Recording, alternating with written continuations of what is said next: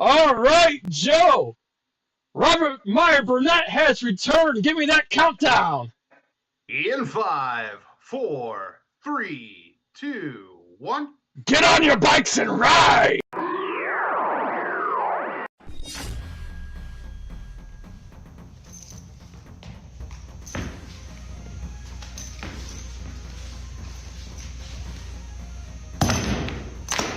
Get over here! Hi, I'm martial art master Daniel Casino. You know me as the original Johnny Cage, Scorpion, Sub-Zero, Reptile, and Smoke. You are tuning in to NerdCage Live on YouTube, Twitter, Twitch. Don't miss an episode or you'll get caged. So let's finish him. This is Anthony Marquez, better known as Kung Lao for Mortal Kombat. Make sure to like and subscribe to NerdCage Live. Be there. Us. Hey everybody, this is Dave Niebor from Dog Eat Dog, and you're watching NerdCage Live. So like, share, and subscribe to this channel. These are great guys doing what they love to do.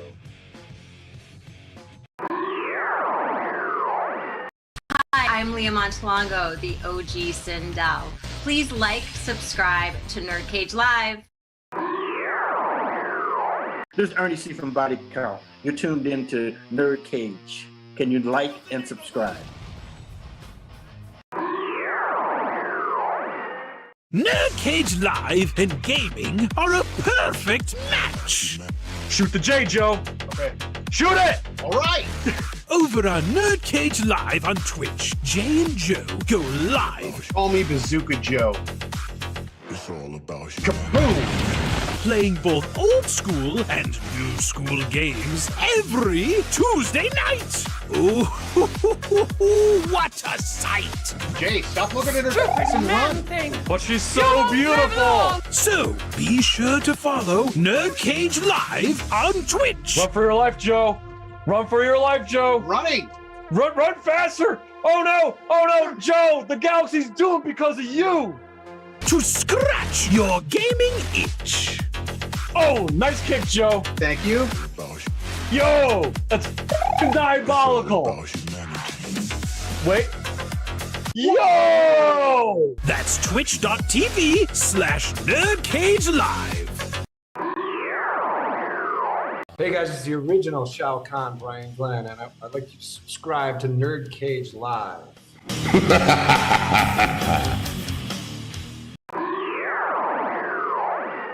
Hey, what's up, everyone? This is Doc Coyle, the man from Bad Wolves and God Forbid. I want to let you know right now, please subscribe to NerdCage Live. Greetings, imagination connoisseurs. This is Robert Meyer Burnett, and I'm telling you to go get in the cage, the NerdCage Live. And you watch, you like, you subscribe. And you come back and you hear some cogent discourse about all things nerdy. NerdCage Live, do it. Hi, my name is Kev Bayliss, designer or redesigner of Donkey Kong, designer of Diddy Kong, Jago, Enderkurken, and Whizpig. You can't beat me! But what you want to do is subscribe to NerdCage, the YouTube channel. Just go there, subscribe, because you know it makes sense. And that's that. Hi, Heather the Neatheart here. Make sure you like, subscribe, follow NerdCage Live.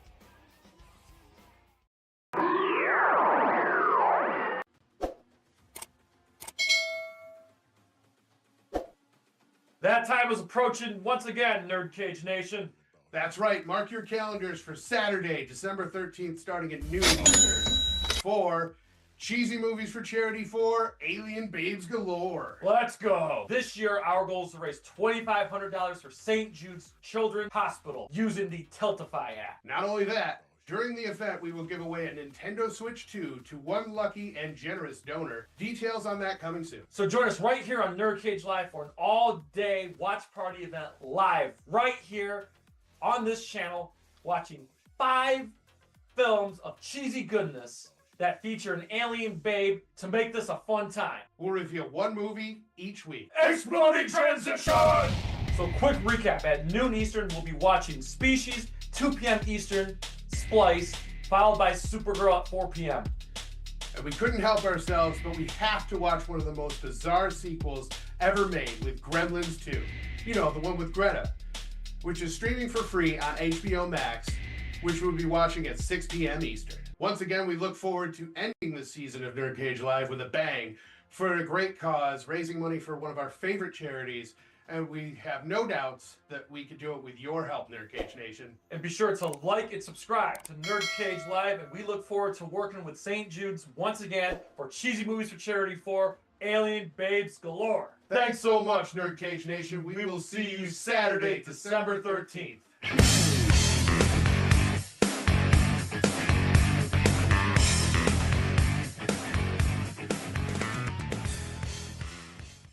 It has begun!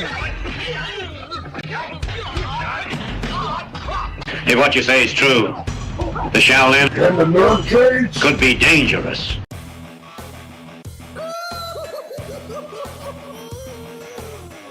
Greetings, citizens. You're now trapped in the NerdCage. We hope you have a smashing good time.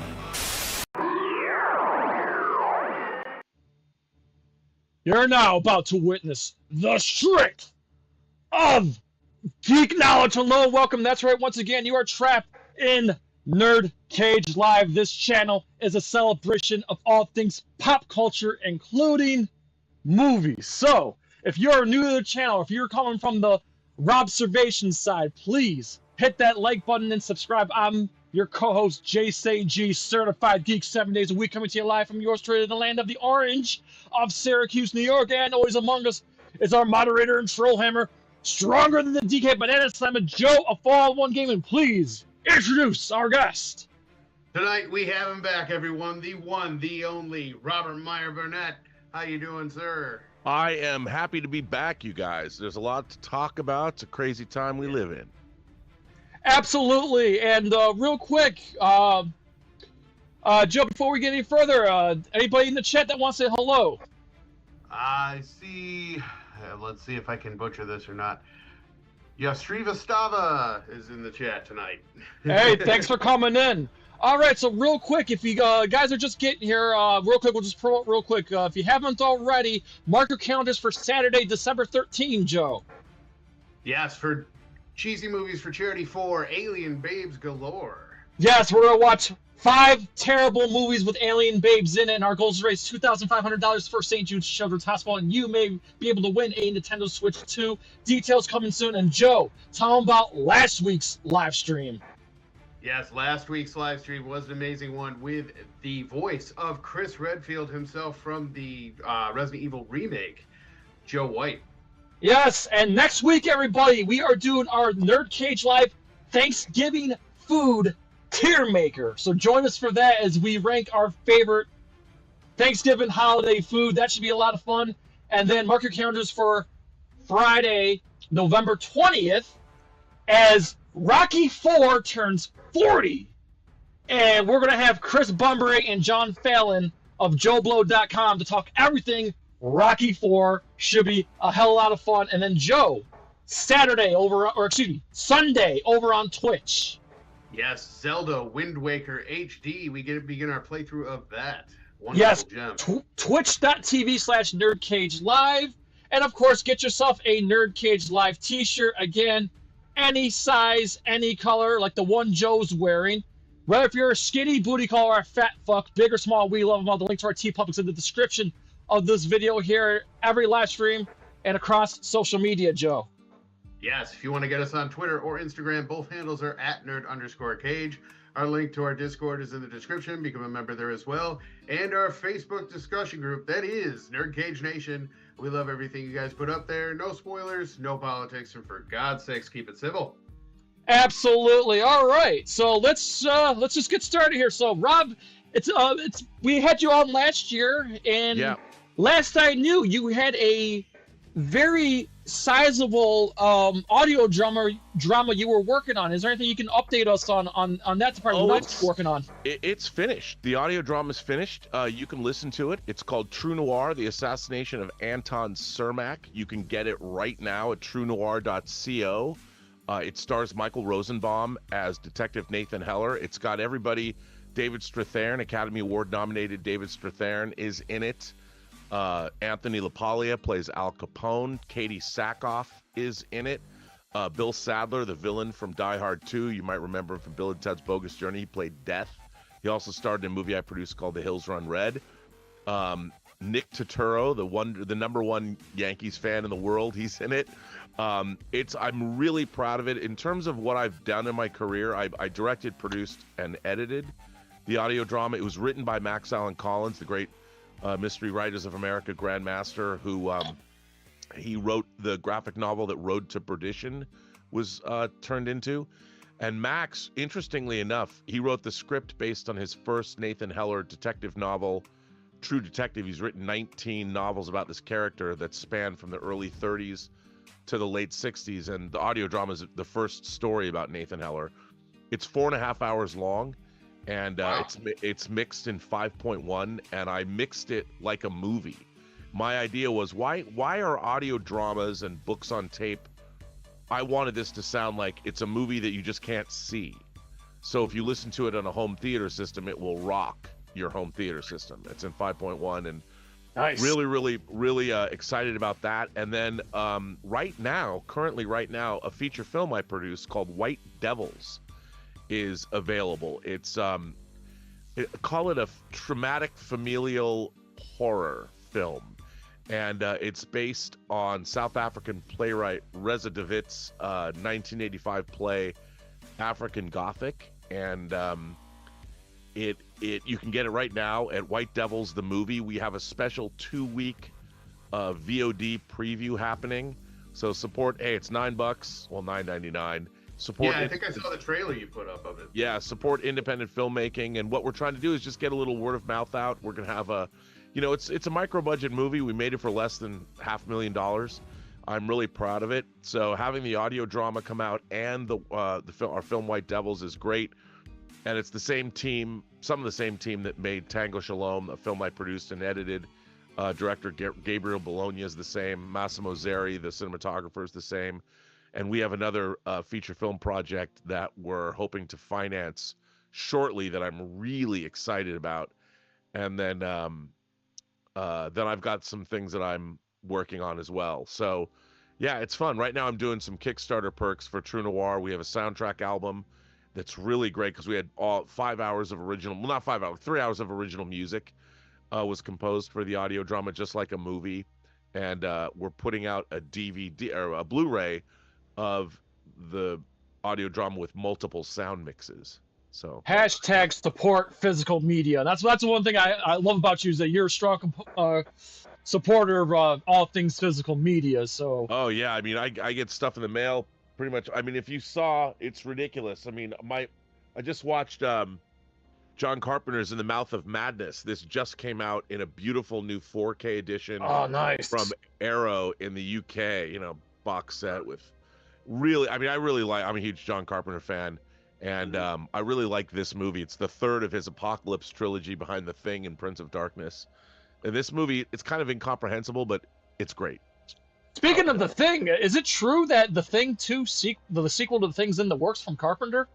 Well, that's been, I actually have a script they were going to make a Thing TV series, and I have the pilot script, which was really good.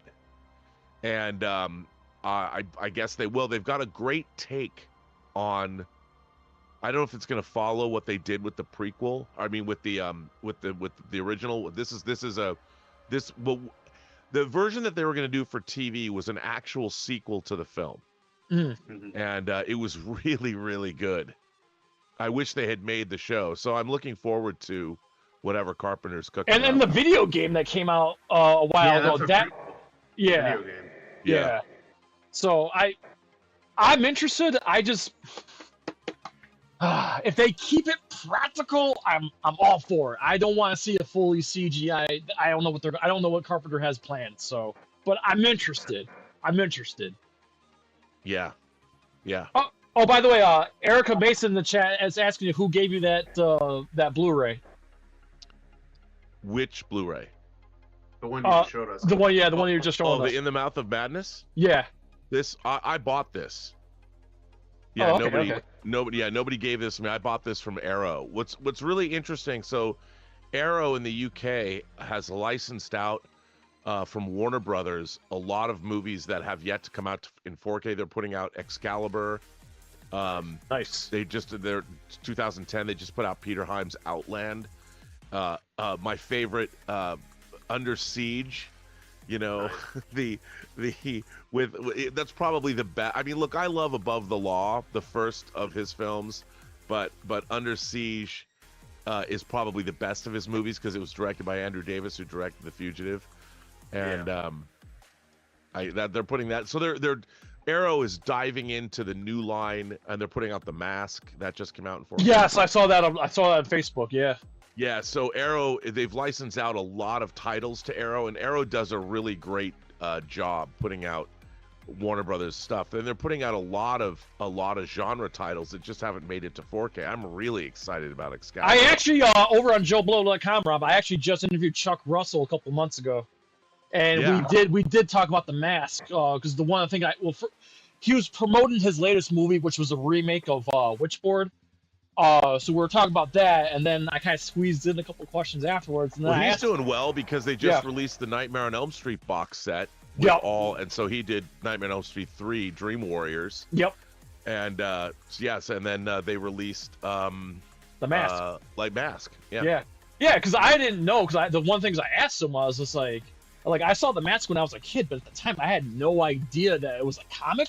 And he was talking about how it was like an underground comic and this and that. And although he wanted it to go darker, but he kind of couldn't. But it was cool. The Mask is a Dark Horse comic. Yeah. It would put out the same people that put out like the great Star Wars comics and the Alien and Predator comics and as well. Spawn. And Speaking of Alien and Predator, Spawn was Image, but Predator Badlands, and the three of us saw it, so I don't. Okay, I'll kick it off here. So, all right, unpopular opinion. I didn't hate it, but I definitely didn't love it either. I love the beginning of it. That opening sequence, chef's kiss. That was amazing. That ending, chef's kiss. But like everything in between, I think it was a little bit too Disney-fied for me, and I just didn't like the fact that I don't want to get into spoilers too much, but that this version of the Predator was getting too much help, and I feel like it weakened his character. I get they needed progression, I get that, but it was just a little too, I don't know, it wasn't enough. It didn't have enough big dick energy that I wanted like from the earlier films, but there were a lot of stuff that I liked. I think for every like fuck yeah moment, there was a what the fuck moment. Well, okay, can I ask you a question? Yes, go ahead.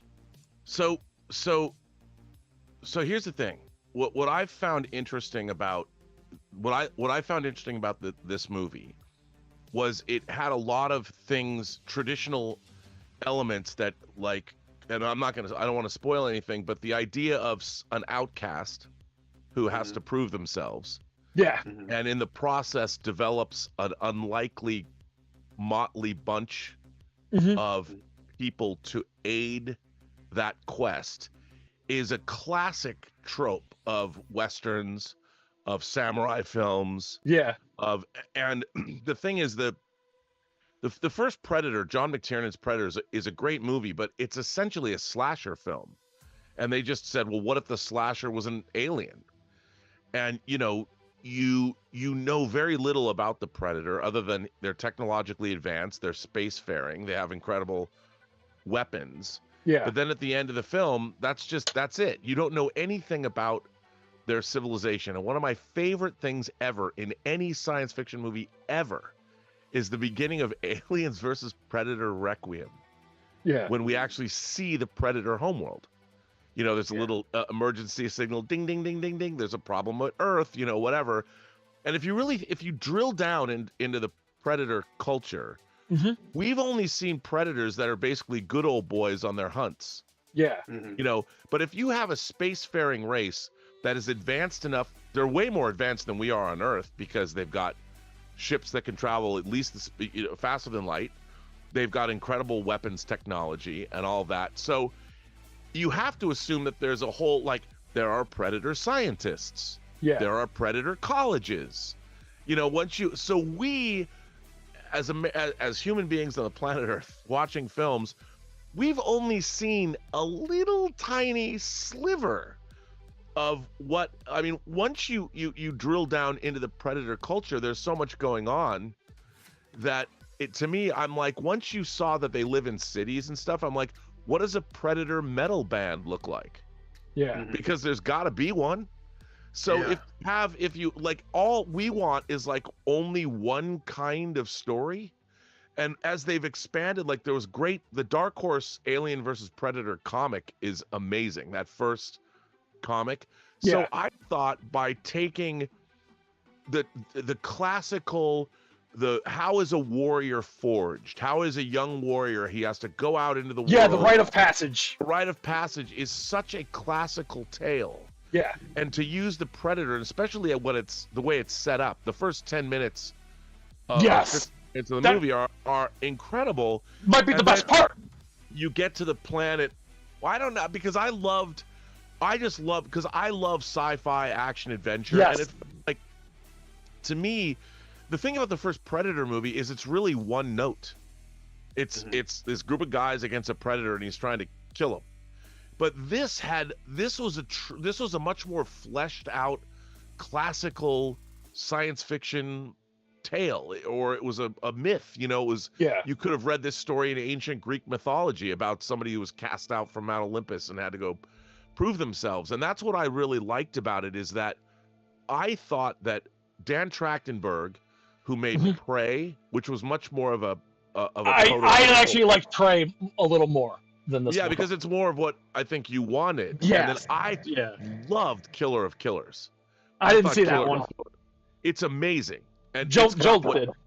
I loved Killer of Killers. And then you get to this, and what I think is really interesting about all three of the films is it takes the Predator mythology and examines it all from different points of view. And I thought especially when you look at it all together, it's a really great overall examination of what would a culture like this be.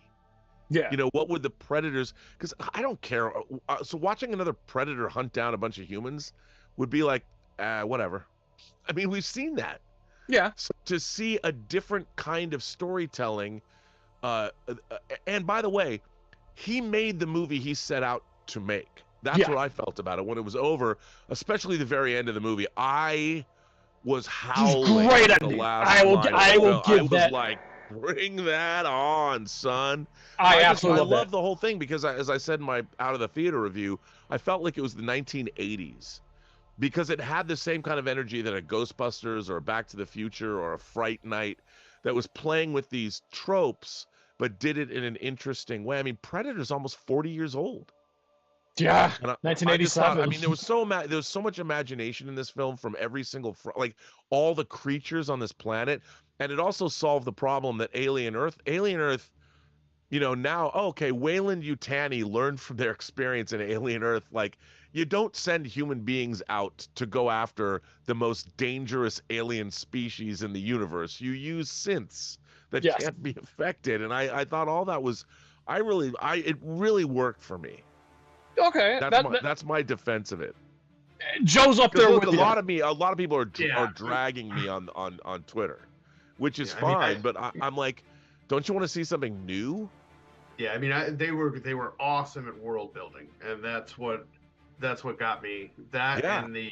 And Oh, the Rob, we saw it in Screen X, by the way. We just got Screen X in Syracuse. Oh wow.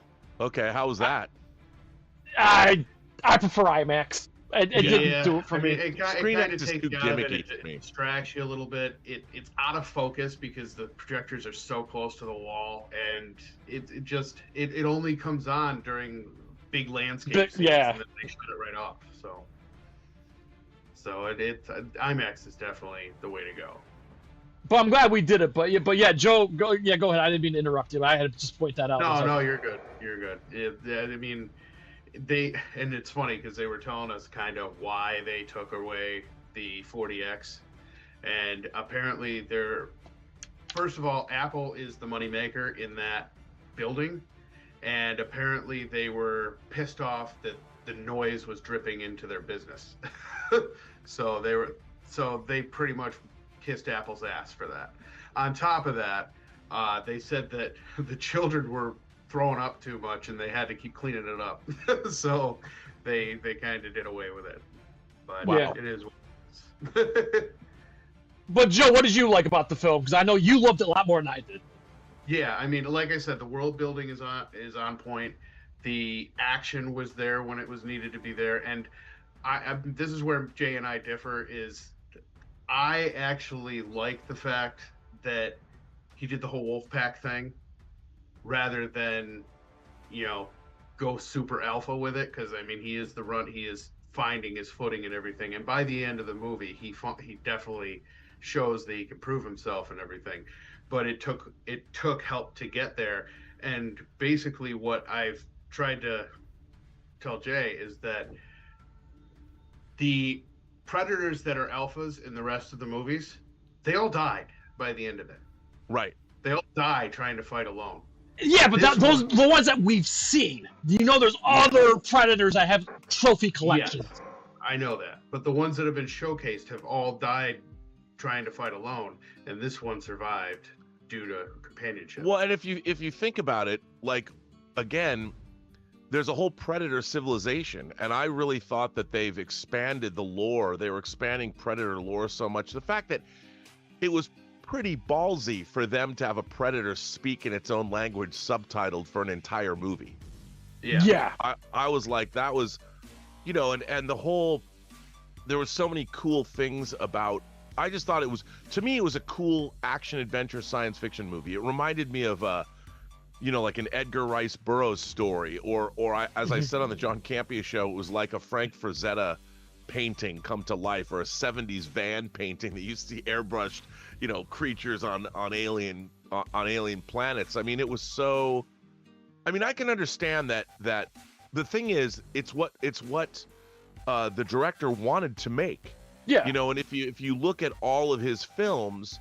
And he's done a good job. Like he essentially saved the franchise. And I think that this movie was the kind of thing that look, its tracking is not good, and yeah, which it's really kind of a bummer because the president of 20th Century Fox, Steve Asbell, who I really admire because I know him a little bit, I call him the quiet king of franchises. He brought back Hellraiser, Planet of the Apes, Alien. Yep.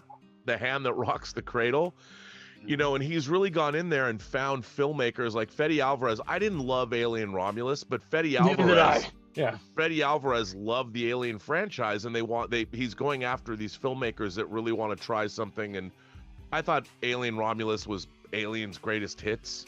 Yeah. And I also think that it's interesting to me that I think the way certain franchises have developed, it's really weird. Like when they made Prometheus, which is a beautiful movie. I like Prometheus. I know I'm the minority here. I like Prometheus. It has kind of a dunderheaded script though, and like Ridley Scott's like, well, who, like we have to know who the space jockey was, and I'm like, the interesting thing about the first Alien movie is not that the space jockey's there, because the space jockey's dead. I always wanted to know, why is there an alien derelict full of thousands of alien eggs that were clearly being transported somewhere? Where were they being taken, and why would anyone need thousands of xenomorphs all at one time? That's the question that I want to answer. The engineers and all that, they didn't really, it was so convoluted and made no sense. I mean, if you really think about it, the alien drones, we've seen that they'll build a nest, an alien.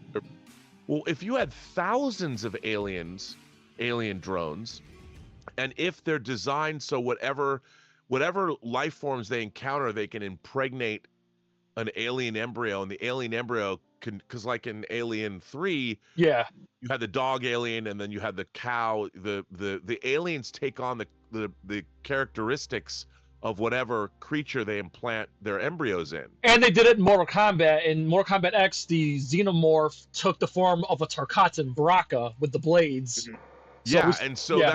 So if you took a bunch of face huggers to a planet and they were turned into, what would they build? Like if you had thousands of xenomorphs on a planet, what would it be that they were constructing? And maybe there's something about the xenomorphs, like the fact that the movie was about the Prometheus became more about the space jockeys than the xenomorphs themselves, I thought was a mistake, because it almost felt like they just threw it in at the last minute. Yeah, the engineers weren't well developed. John Spates was writing an interesting story. I think that's the problem with IP so much, and why I liked Predator Badlands as much as I did was because they gave us a classical tale, like almost a mythological tale within the Predator franchise, and the idea of a predator having to go out and go on a Aboriginal walkabout and make his bones and prove himself to the family and to his father or whatever, to the clan actually. I thought was great. I mean, I love that. Two things that I have to say about the Alien Predator universe and everything.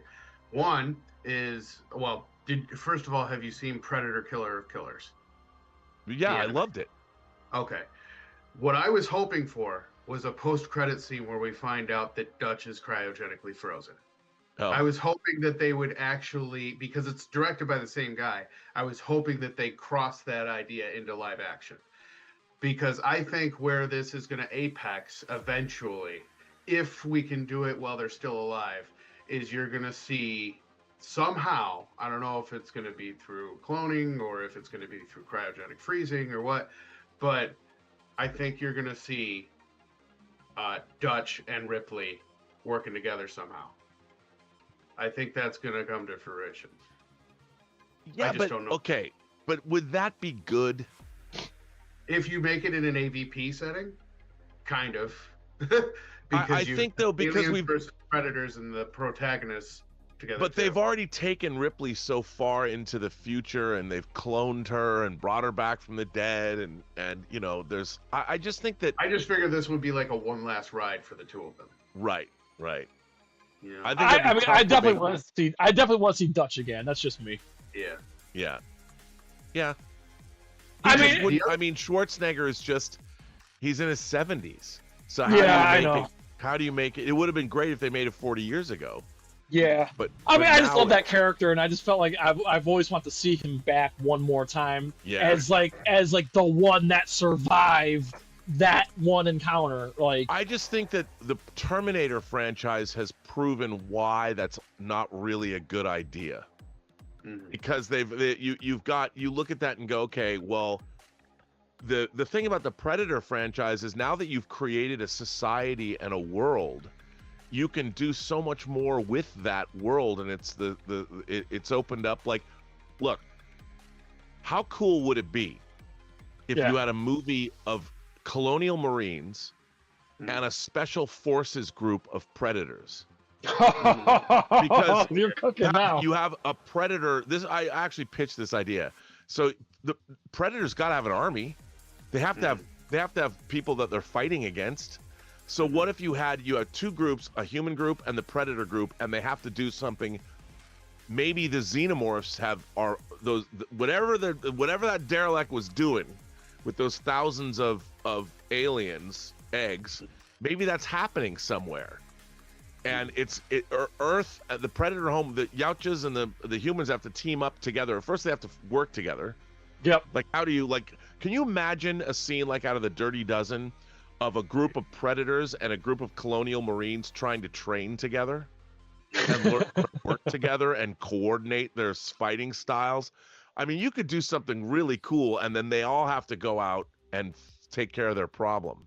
Yeah. Yeah, This also segues into. Well, actually, before we segue, I want to say that I'm getting the sense, like I said, I don't want to give anything away, but I'm getting the sense, Rob, that after Romulus and after Badlands, I'm getting the sense that we're gonna get one more Predator movie, one more Alien movie, and I think they're gonna try Alien versus Predator again under the Disney umbrella. Oh, I think so. I think absolutely they will.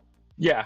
That's just the sense I get based on the last two movies that we've gotten from Alien and I mean, the problem then is you have to come up with a credible, like, what would make that cool? I think one of the great things about Badlands is it proved that you can make a predator a protagonist. Yes. Rather than the antagonist, he's a credible protagonist, which means if you wanted to get a military group of predators together and do it from their perspective, you can now. And I think that was something that was really interesting about Badlands, is that movie makes you root for a non-human character. And, we're used to doing that in animated films all the time, but it's really difficult to do in live action. Yeah. And they made us do that, and you're with that character who doesn't even speak English. Yeah. Yes. Yep. I like how it was done. Yeah, go ahead, Joe. You've seen Alien Earth, right? Or no? Oh yeah. Okay. Well, Alien Earth mentions that there are 5 separate companies in that timeline. Now, Prodigy, we know. I think we can spoil it by now. Prodigy is pretty much wiped out. Yeah. Wayland and Yutani combine, and then you have 3 left. Where is Lynch Corp, Dynamic Corp, and Threshold during everything? Yeah, I mean, they could be doing something else. I mean, who knows? Because we know from Alien Earth, it was a Wayland Yutani ship that was gathering those specimens. Yeah. And at least Wayland, because Alien, I mean, Predator Badlands takes place way beyond the timeline. Yeah, it's centuries in the future. Yeah. Yeah. Rob, out of as we do our reviews, we go 1 through 10. So out of 10, what would you give Predator Badlands? I would give it an 8.5. Okay, and then Joe. That's fair. Yeah, I gave it an 8. So. And I gave 5.5. But again, there's stuff I liked, there's stuff I didn't like. But but here's the thing. Yeah. What I find interesting about, and I'm not saying anybody's wrong. Everyone's got their own opinions. Yeah. But what frustrates me nowadays is that people don't review the actual movie they've seen. They review what it isn't for them. Yeah, what they wanted, what they didn't What they get. wanted for, and I think a lot of the time that becomes like it's frustrating for me as a comic book reader to talk about like Superman. Because I read a lot of books. I've read thousands of books in my life. I usually read about 2 or 3 books a week, and then I'm reading comics, and I've read so many different kinds of stories. My mind is, especially I've read a lot of science fiction too. My mind is open to seeing, like, I'm not married to one version of any character. Yeah. Except Kirk, Spock, and McCoy. There we go. Or James Bond. Characters that are pretty, the way that they're created in certain. But a character like Superman, I've read so many different iterations. I mean, there was when Superman was split into Superman Red and Superman Blue. That shit was terrible. But I read it, and I'm like, okay, I don't like this. I think they've moved away from the core tenets of the character. But but I find it interesting that that people are so not willing to say open up. And I think certain IPs have been totally abused by studios, and they're turning out substandard material. Like what's happened to Star Wars and Star Trek has been inexcusable. Yeah. Because people have wanted to inject their own. Like if you are given the keys to an IP kingdom, your first responsibility should be to that IP and its legacy. You should not look at an IP as an opportunity to inject your own personal we'll call it identities or your own. Yeah. You know, and I think what happens is that some of these creators get a hold of these things, and look. To me, the great example of how to handle an IP properly is Aliens. Yes. Aliens is one of the great. You have a movie that's a haunted house in space. It introduces this incredible creature, one of the maybe the greatest monster ever depicted on screen. And then you have a filmmaker like James Cameron coming off of his success of Terminator. He could have done anything he wanted to do. And he goes to Fox and he pitches, if the apocryphal story is correct, he was in a boardroom pitching these executives. The money sign. Yeah, and he wrote the word alien on the thing, and then he put an S and dollar signs through it. Yes. But what James Cameron did is he did something really interesting. He took this haunted house in space and turned it into a war film. So he changed genres, but he respected the lore and the character, or the creature, and he created and the character of Ripley.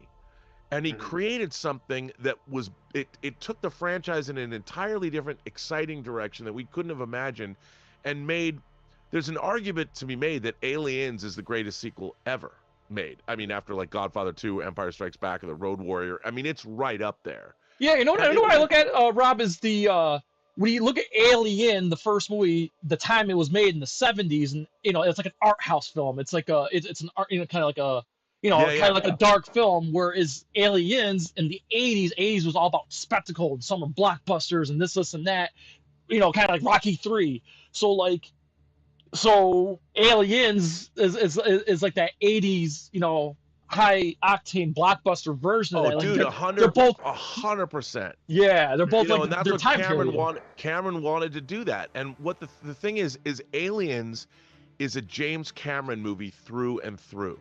Yeah. You know, and I don't think anybody, like nowadays people would probably argue that, oh, you know, Vasquez, of course they have to put Vasquez in the movie. I mean, you get people bitching and moaning. Nobody complained about Vasquez at the time. Nobody complained about men getting their asses kicked in that movie by the Xenomorphs.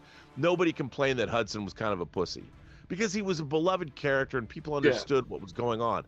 I mean, that film, Aliens, no one's ever complained about it. And that you know, one of the really interesting things about Aliens that I find fascinating is at the end of the movie, you have two mothers facing off. You've got the alien queen facing off against Ripley, whose own daughter grew up and died when she was in hypersleep, and now she has Newt, which is her surrogate daughter. Surrogate, yeah. And it's the ultimate example of feminine power. Like, a man was not going to walk into that alien queen's lair, because it was two mothers. It was the power of motherhood. You can look at it that way if you want.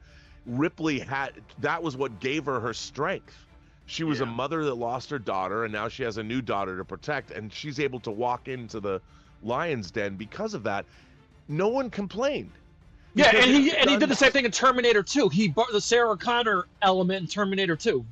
Yeah, and she was not she's now a girl boss. She can kick ass. She's all ripped. Nobody complained because James Cameron was not injecting. I mean, obviously he loves strong women, which I love about him. Yeah. You know, Mary Elizabeth Mastrantonio's character in The Abyss is the same way. Obviously, the characters in Avatar, same thing. The female characters.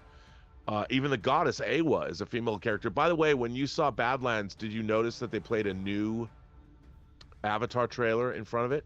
Did they have a new trailer? Oh, we got in late. We got there too late. Yeah. Well, it was really interesting because in that trailer, you know that little kid Fire and Ash? Yeah, the Fire and Ash, the kid from the human kid, they're from Way of Water. Mm-hmm. That human kid, they show in the trailer that Awa gets a hold of him and mutates his human form so he can breathe on Pandora. Oh, wow. And I'm like, oh, now if the human characters come back and they understand that. Look, I'm an unapologetic Avatar fanboy. I love those films. They're incredible. I mean, you don't bet against Jimmy C. No. You don't bet against C-Note. You don't bet against, that's Christopher Nolan. You don't bet against Jimmy C. And you don't bet against Danny V. You just don't. Yes. Those three guys deliver. And they've Absolutely. all worked. What's really interesting is they've now all worked, and Denis Villeneuve made an incredible sequel in Blade Runner 2049. You know, Yep. Cameron made Aliens, and Christopher Nolan hasn't done a sequel, but he's worked in the Batman franchise. Well, I was just gonna say he did all three Batman. And Nolan trilogy. those are incredible, and they all have the same thing in common. These are all strong creators that are also, they really understand and get into this material because they're very literate men. Yeah. They write their own scripts. They really get involved in the development and creation. I mean, what Denis Villeneuve's done with Dune is unbelievable, and I can't wait to see the new one. And I can't wait to see what he does with James Bond. Right, and one that's director that's on his way to the top, I think, with what he's been doing lately, and he's only got 2 films out, is Zach Cregger. Oh yeah. Yes. Oh, and Zach Cregger has something I like to call. I'm not supposed to talk about this, but he has something called the space. I just call it the space movie. That's all I can say. And it's amazing. I don't know. I think he's going to make it after Resident Evil. He's talked about it. He's talked about it, and they've talked about it in certain circles. But I can't wait to see him make that because it's. Joe's the biggest Resident Evil fan. Speaking of Resident Evil, I'm cautiously optimistic for the film. I mean, let's just say Resident Evil hasn't got the best track record for adapting to movies. However, I think the way he's going about it is a way that can actually translate well because, like you said before, they have to remain authentic to the IP. But that doesn't mean they need to include your main cast. So taking out the main characters and just going off the atmosphere of the world building alone and going back to that Outbreak style of here's a bunch of unknowns, let's see how they fare in this world, I think that's perfect. Oh, Rob, when I saw Barbarian, my immediate thought when I walked out of the theater when I saw Barbarian, I'm like, wow, that was like the most Resident Evil movie I've ever seen that's not Resident Evil. Right. You know, yeah, totally. And then funny, and that's when we found out like a few months later that he was announced he was going to do Resident Evil, and I'm like, perfect. So I'm excited just based on Barbarian, and yes, Weapons was good too, but the tone of Barbarian, the thought of people being hunted by a creature that can't be stopped, you know, that's Resident Evil. That's the Tyrant. That's Lisa Trevor. That's Nemesis. That's Lady D. So I look forward to. I'm hoping that Zach Cregger uses that element in his new film, which he just announced today that Resident Evil is going to take place in the winter time. Mm-hmm. Prior to the events. So prior to and all the way through. So so that's going to be cool to see. And the last thing I'll say about Alien is I think one of the best stories ever told for Alien is not actually the movie, it's the video game. It's Alien Isolation. Yeah, because it tells Amanda Ripley's story. Right. Yeah. So I think that's where they got that right. And that doesn't even need an adaptation to film. That's good as it is. No, I agree with you. And you know the thing about again, Dark Horse did so many really interesting. Because you had writers that really wanted another problem that I have with a lot of IP writers, especially like writers who were writing Star Trek, they haven't read very much, and they don't know what's been done with the characters. I mean, if you've grown up and your diet is Buffy the Vampire Slayer and Angel, not that those aren't great, because they are great shows, but if that's what you're doing, and you look to write great horror and great science fiction. You have to have read horror and science fiction because they are literary genres, and all of the great science fiction and horror take ideas from literature. And one of my big problems with a lot of the stuff we see today is you read articles about how Americans no one's reading. People are not reading books. The level of literacy, especially amongst young people. When I was a kid, books were as important to me as movies. Like the release of a new Stephen King novel, I would run to the bookstore to get it. you know, and I was reading, I mean, I have hundreds of horror paperbacks. I mean, I was reading wholly inappropriate stuff when I was like 9, 10, 11 years old. It was Different time back then. Sex and violence. Oh, my parents had no idea. They're just like, oh, Robbie likes to read, you know, and I would go down and get all these incredible books. I was always going through the where I grew up on this place called Mercer Island, Washington. We had one bookstore, Island Books, and I knew the entire horror section and the entire science fiction section. And whenever they got something new, and I'd pull it out, and you'd have the ads in the back of the paperbacks for other paperbacks by the same author.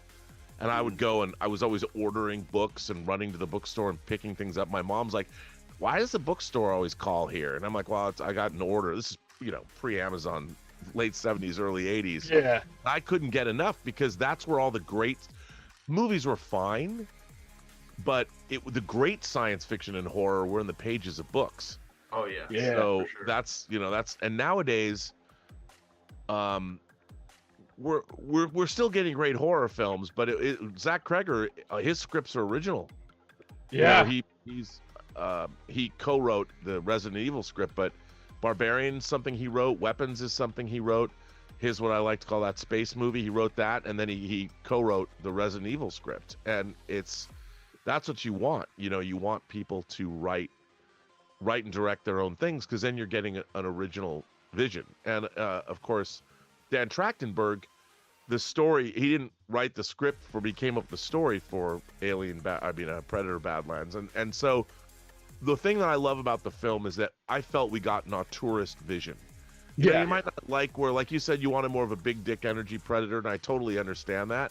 But he set out. It's just we're sorry lacking that in today's, you know, not enough masculinity in films. Oh, I totally agree with you. I miss that action hero thing. Yeah. But I think, you know, what Zach Kreger, what Dan Trachtenberg tried to do with Alien. I can't. So it's all my head is exploding. But what he tried to do, he set out to accomplish, because if you watch Killer of Killers, it's hardcore. I mean, you start out with Vikings, and then you go to Samurai, and then I don't want to, since you haven't seen it, it goes further. But I mean, it's hard. If they had made that in live action, it would have been like this blood-soaked. Yeah, it was great. I mean, I loved Killer. It was something that could only translate with anime. Yeah. So I really thought they did a great job. I loved the animation style. I loved everything that happened in it. So, I mean, it had what you're looking for. Yeah. I just think you wanted to do something, you know, different that had more going on. Like, you wanted to make a science fiction action adventure movie, and he did. He made it felt like it was made like it was an 80s movie. Yeah. Hey, Joe, do you want to fetch those questions, and then I'll segue to something else? Yeah, speaking of scripts, I think I can combine these two from our viewers here. Yep. What are your favorite scripts of all time that translated well with movies? Well, so I read scripts for a living for a number of years, and I was what's called a story analyst. And what you do in Hollywood is I worked for various companies and agencies. And basically your job is to read scripts, and then you have to write a page, a synopsis, and then commentary. It's like a book report. Mm-hmm. And when you're doing that, and during that time, I found one script I read that was, while I was doing that as a script reader, it was the single greatest script I ever read. And I read the script in 1990, and the movie finally came out in 95. I've told the story a million times, but it's worth telling again. It was Seven. Oh, yes. I love Seven. And at the time, Andy Kevin Walker was working at a Tower Records in New York City. Mm-hmm. And he had an agent named Gavin Pallone. And Gavin Pallone at the time, if I remember correctly, worked at an agency called Bauer Benedict. And I was working for Joel Silver, who produced Predator, at the time. He was the producer of Die Hard, Lethal Weapon, Predator. I mean, the Joel Silver. And I was reading scripts, and I asked, everything that came from Gavin Pallone at Bauer Benedict was actually pretty good.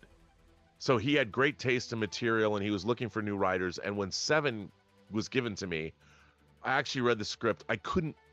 It was jaw-dropping. I mean, were you able to stomach that ending when, like? The ending was the great, because I was such a horror fan and I'd read so many hardcore horror novels and stuff. The ending was what I was like, I literally was like, no effing way. I thought it's okay to swear. I went back and read the script again, like immediately. And it was one of these things, like, you never got scripts like that, because scripts are the thing about the people that are writing screenplays. A lot of the people, especially that were trying to make what was called a spec sale, you know, you'd have these unknown writers write. Yep. Shane Black was an unknown writer. He writes a big script, it sells for $1 million, and Lethal Weapon gets made. The problem with when I was reading scripts is that everybody was writing a script that was like something else. Like buddy cop movies were all the rage. Yeah. Because of Lethal Weapon, so everybody was writing variations on a theme. I read 20,000 different versions of Die Hard.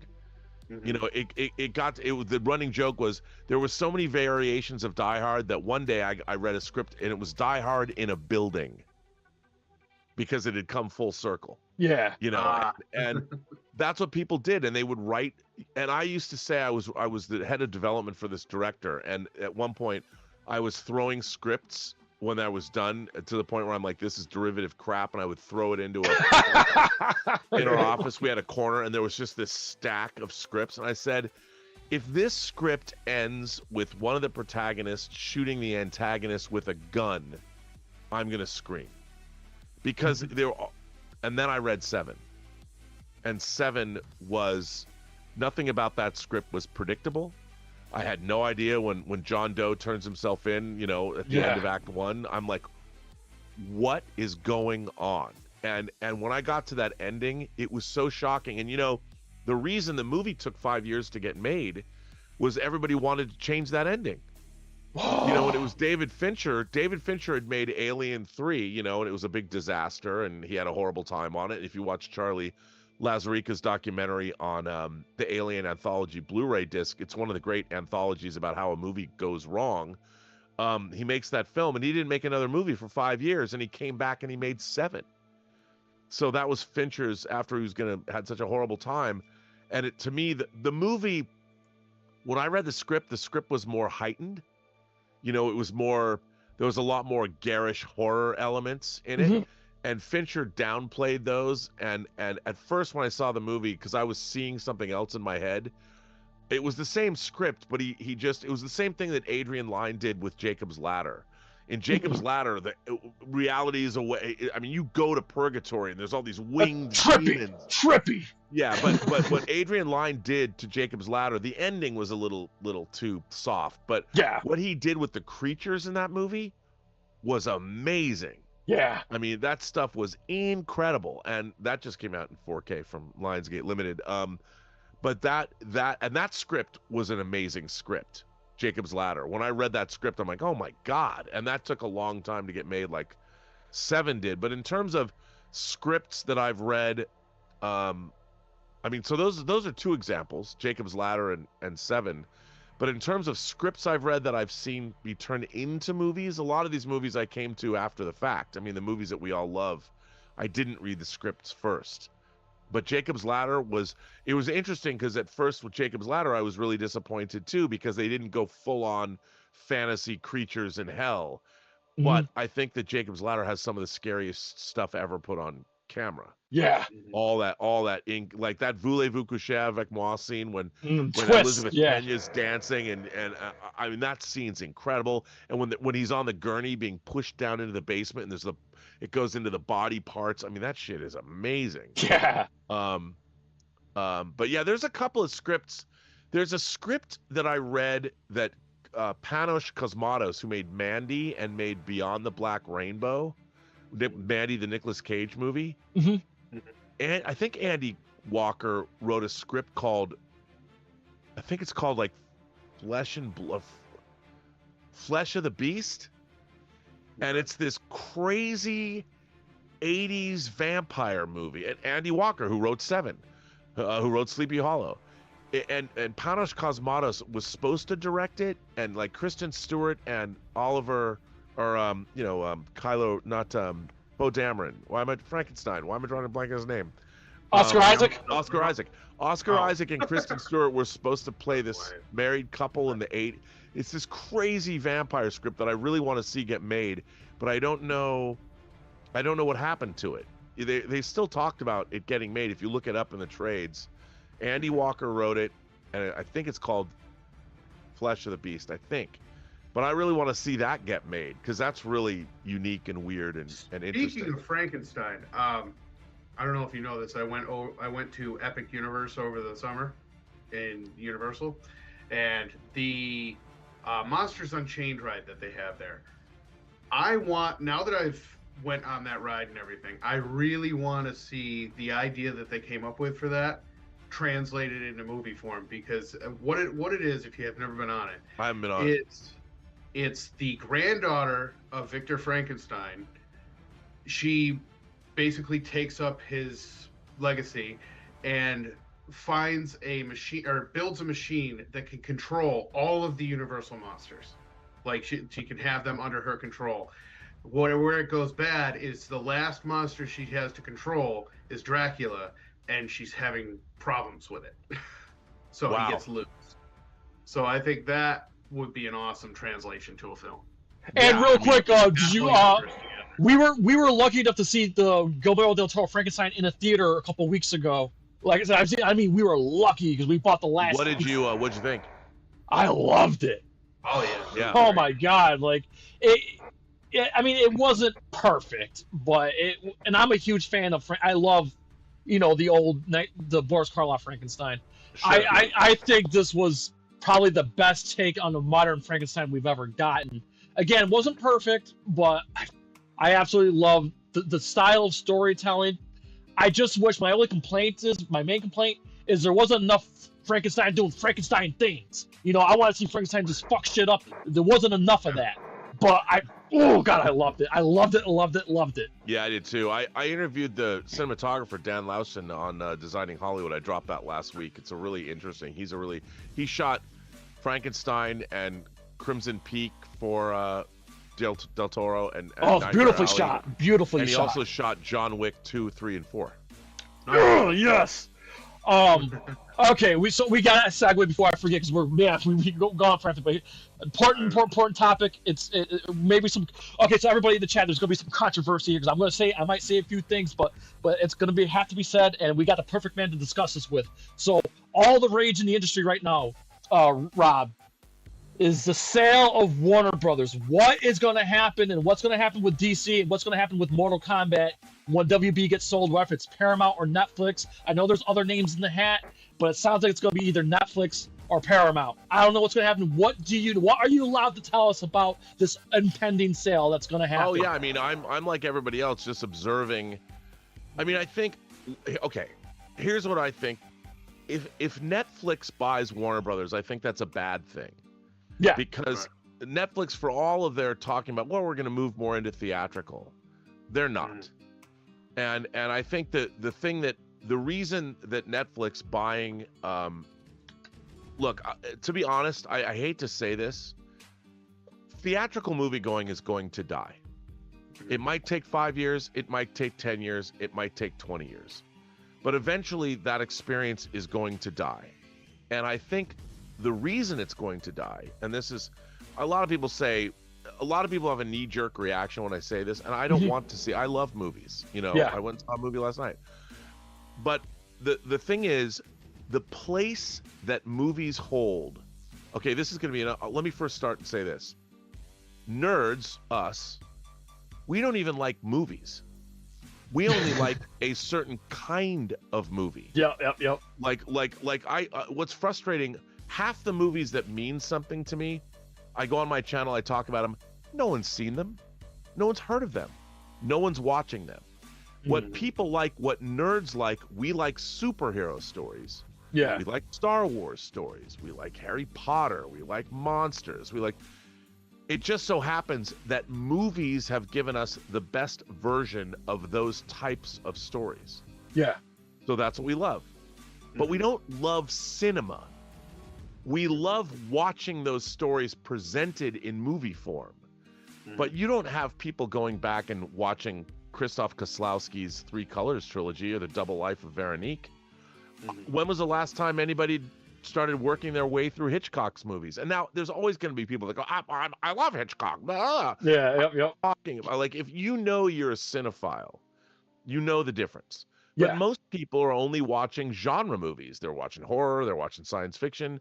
And when Martin Scorsese came out and said that superhero movies aren't cinema. Yeah. What he meant was, yes, of course.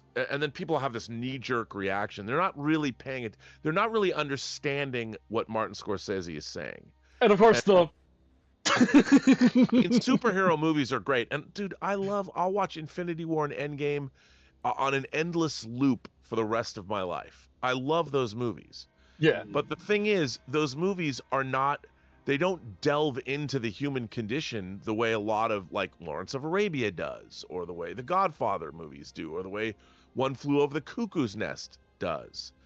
And if you watch Kurosawa's movie, people watch his samurai movies, but do they watch Akiru?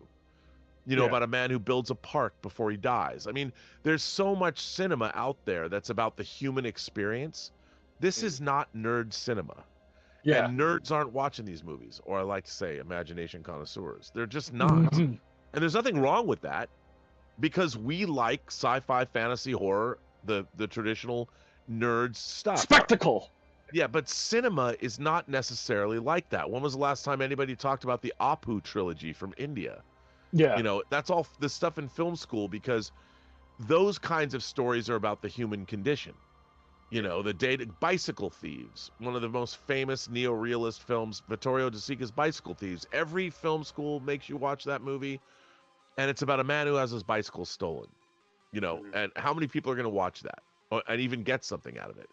And so it's frustrating to exist in a world. Like, I grew up as a movie fanatic, so I was watching movies from all around the world. I would go to the Seattle International Film Festival and see 200 movies. That doesn't make me better. Yeah. But it just, people need to recognize what they are. And the fact is, in the nerd space, a lot of us only like a certain kind of movie. And nowadays, people only like a kind of movie that only goes back so far. You try and get people to go back and watch science fiction films of the 60s, they won't do it. They're too cheesy. I can say from my own experience, from myself, that I have used movies as a way to escape real life. Yeah. So that's most of the time why I avoid movies that remind me of real life. Yep. and that's very valid too. I mean, escapist entertainment is great. Mm-hmm. And the other thing is, I'm a victim of my own nostalgia.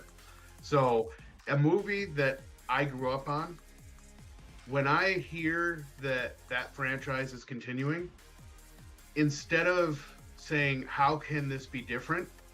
I always lapse back to, give me what I had, which I already have it. Like, they've already made it. Why would they make it? It's also impossible to do that, because Ghostbusters came out in 1984. Yeah. It's 41 years old. The world that Ghostbusters was made in is very different than the world today. And when you think about just the cast, I mean, Harold Ramis and Bill Murray as a comedy team, they established themselves in Stripes. I interviewed Bill Murray, by the way, a few months ago. Oh, amazing! The Friend, the movie The Friend about the Great Dane. Yep. Yeah, that's where that. Yeah. I mean, and the world was a very different place when Ghostbusters was made. Now Ghostbusters, everybody loves Ghostbusters, and now you see Ghostbusters Afterlife and they bring them back, but they are never. I think the only movie that I've seen recently that I thought could never be very good, and it turned out to be amazing, was Top Gun Maverick. I was like, how is Top Gun how is this going to work? Well, that's because Tom Cruise doesn't age. Well, also, but they did allow him to be like he was going to be obsolete. But what was really interesting about Top Gun Maverick was it played into all the tropes, but it was Star Wars. They literally are like, we're going to make a Star Wars movie in our Tom Cruise movie, where the whole end of the movie, the whole thing is we have to blow up the Death Star. Mm-hmm. We have to fire into the little thing, and we have to escape. And I mean, that movie, Chris McQuarrie and Joseph Kosinski and and Tom Cruise, you got to give it up for them, because that was, to me, the perfect distillation of nostalgia and giving us I cried twice, man, and when Val Kilmer's exit there, like, I did too. I knew when I saw that hug, I'm like, I knew that, and not to be grim, but I knew it was it. I knew that was it. Now that he's no longer with us, that hits even harder. Oh yeah. That movie is wildly entertaining. It's Yes. wild. It's entertaining, like when Tom Cruise steals the plane at the beginning, and then the test plane, and then he destroys it, and he parachutes out, and then he walks into that. It's a perfect blockbuster. That's the only way to put it. It's a perfect blockbuster. And he walks into the. I mean, everything about that movie works. Yeah. Like everything.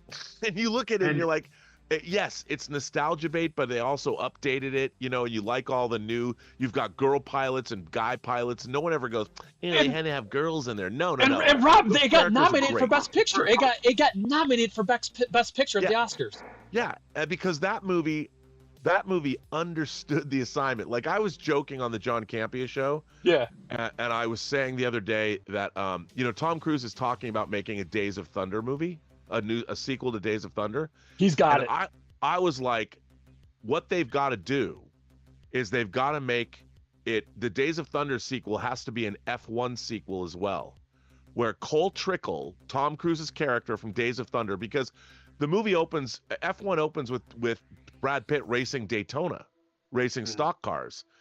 You bring Tom Cruise back, and it's the rivalry between Sonny and Cole from Days of Thunder, and you put them in a movie because Jerry Bruckheimer produced Days of Thunder and F1. Hans Zimmer scored Days of Thunder and F1. You put all these, and Joe Kosinski directed Top Gun Maverick, and he directed F1. And F1 made more money than Superman. That's what's mind blowing. F1, you make, and I called it. I had AI as I was going home. I said, Grok, make me a movie poster of F1 Legends of Thunder, because of Days of Thunder, And it kicked me out a poster. I'm like, I put it on Twitter. I go, people were like, one guy said, I've already bought the movie. I've already bought the ticket to this movie, to my fake thing. If they were to do that, because that's people, like with Ghostbusters, they have to figure out, we don't have Harold Ramis anymore. How are we going to get the Ghostbusters? You can't. But with Tom Cruise, you still got him back, and Top Gun, and everything about it worked. And the fact that even Jennifer Connelly's character was a character they mentioned in Top Gun, we just didn't see her. It's funny, Tom Cruise just showed up at Paramount, like yesterday or 2 days ago, about meeting for Top Gun 3 and Days of Thunder 2. Like, it was just like in the news like the other day. Yeah, it was in the. That's what they got to do. They got to make an F1. F1's got to. The sequel's got to be Cole Trickle versus Sonny Hayes versus Cole Trickle.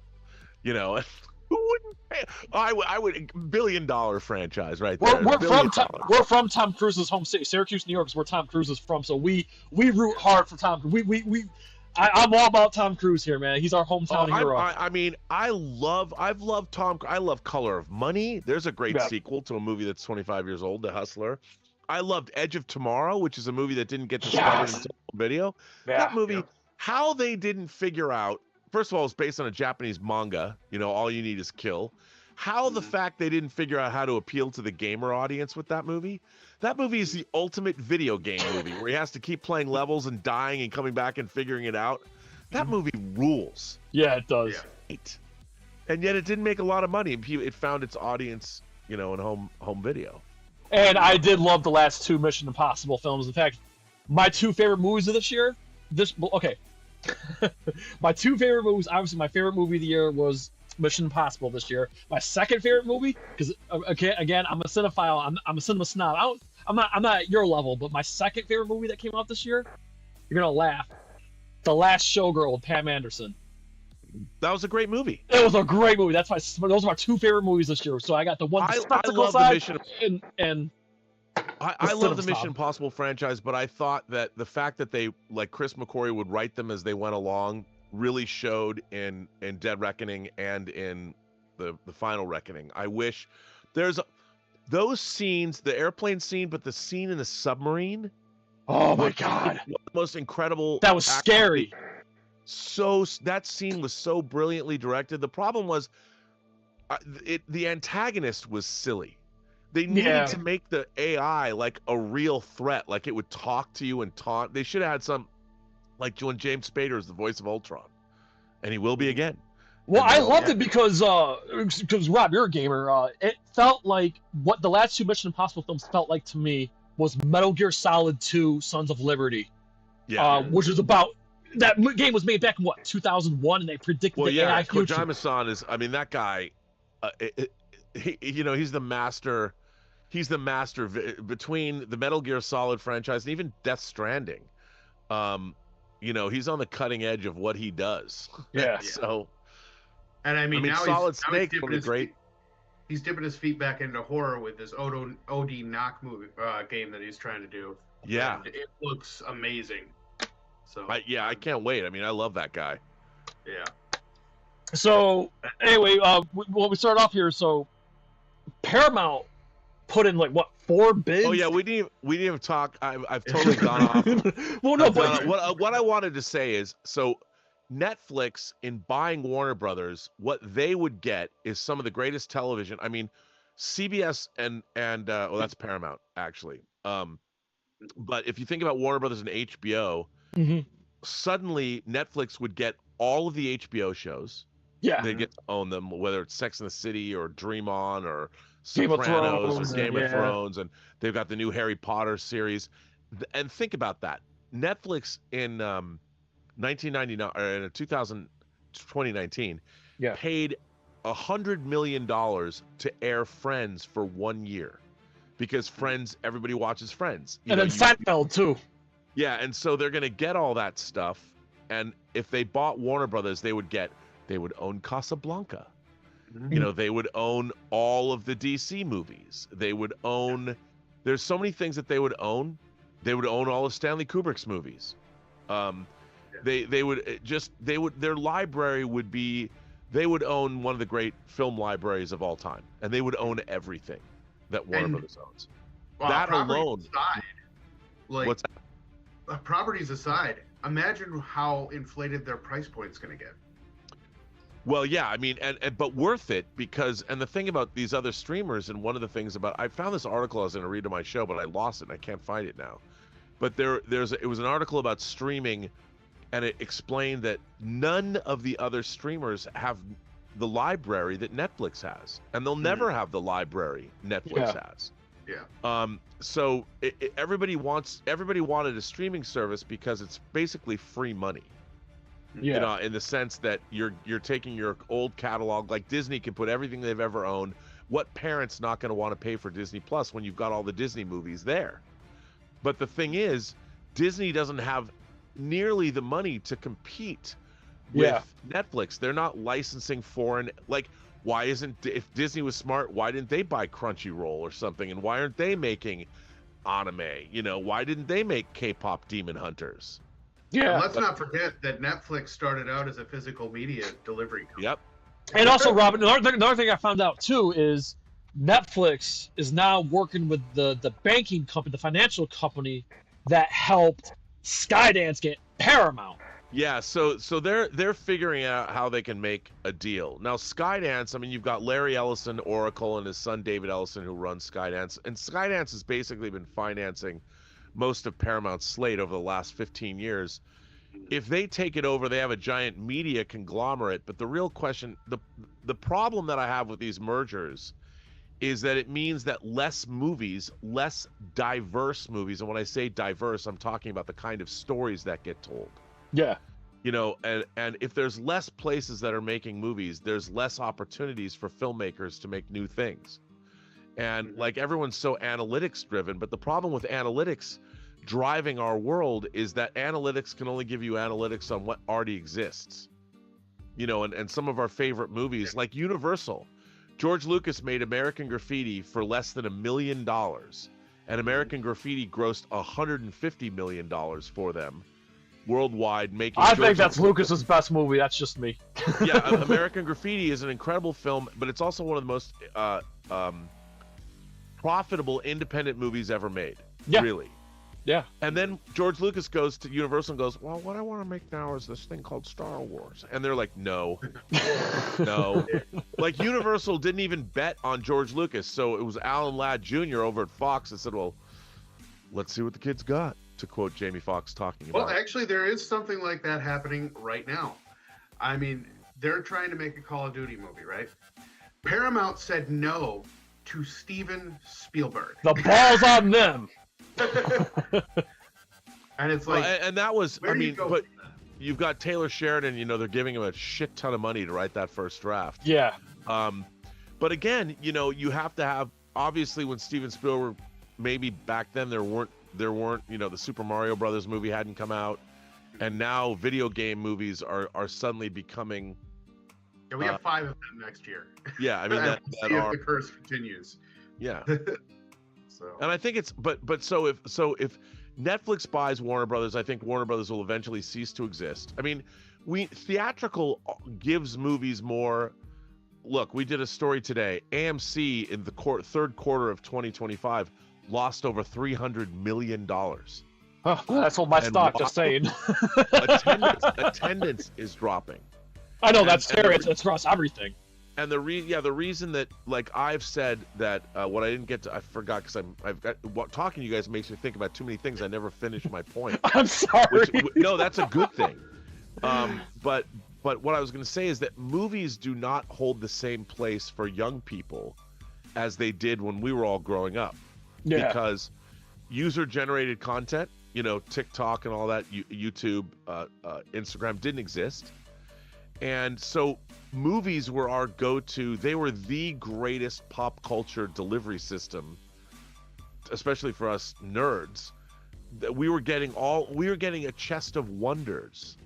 You know, if you look at all these movies that came out post Star Wars, I mean, in the summer of '82, in the space of 2 months, we got the American release of Road Warrior, Conan the Barbarian, E.T., Poltergeist, The Thing, Blade Runner, Star Trek II, The Wrath of Khan, Tron. All Rocky 3. Rocky 3. First all Blood. In a couple of in a couple of weeks. And this is because this, what happened was those movies didn't cost $200 million to make. You know, they were making these movies for 10 million, 15 million, 20 million. Raiders of the Lost Ark was a $20 million movie. Raiders are Indiana Jones and the Dial of Destiny cost what, 350 million? Oh God. I mean, that's a question. I mean, you can talk about, okay, it's 45 years difference now, but why does a franchise that began as a $20 million movie, even if you think about how much time passed, why would an Indiana Jones movie possibly cost $350 million?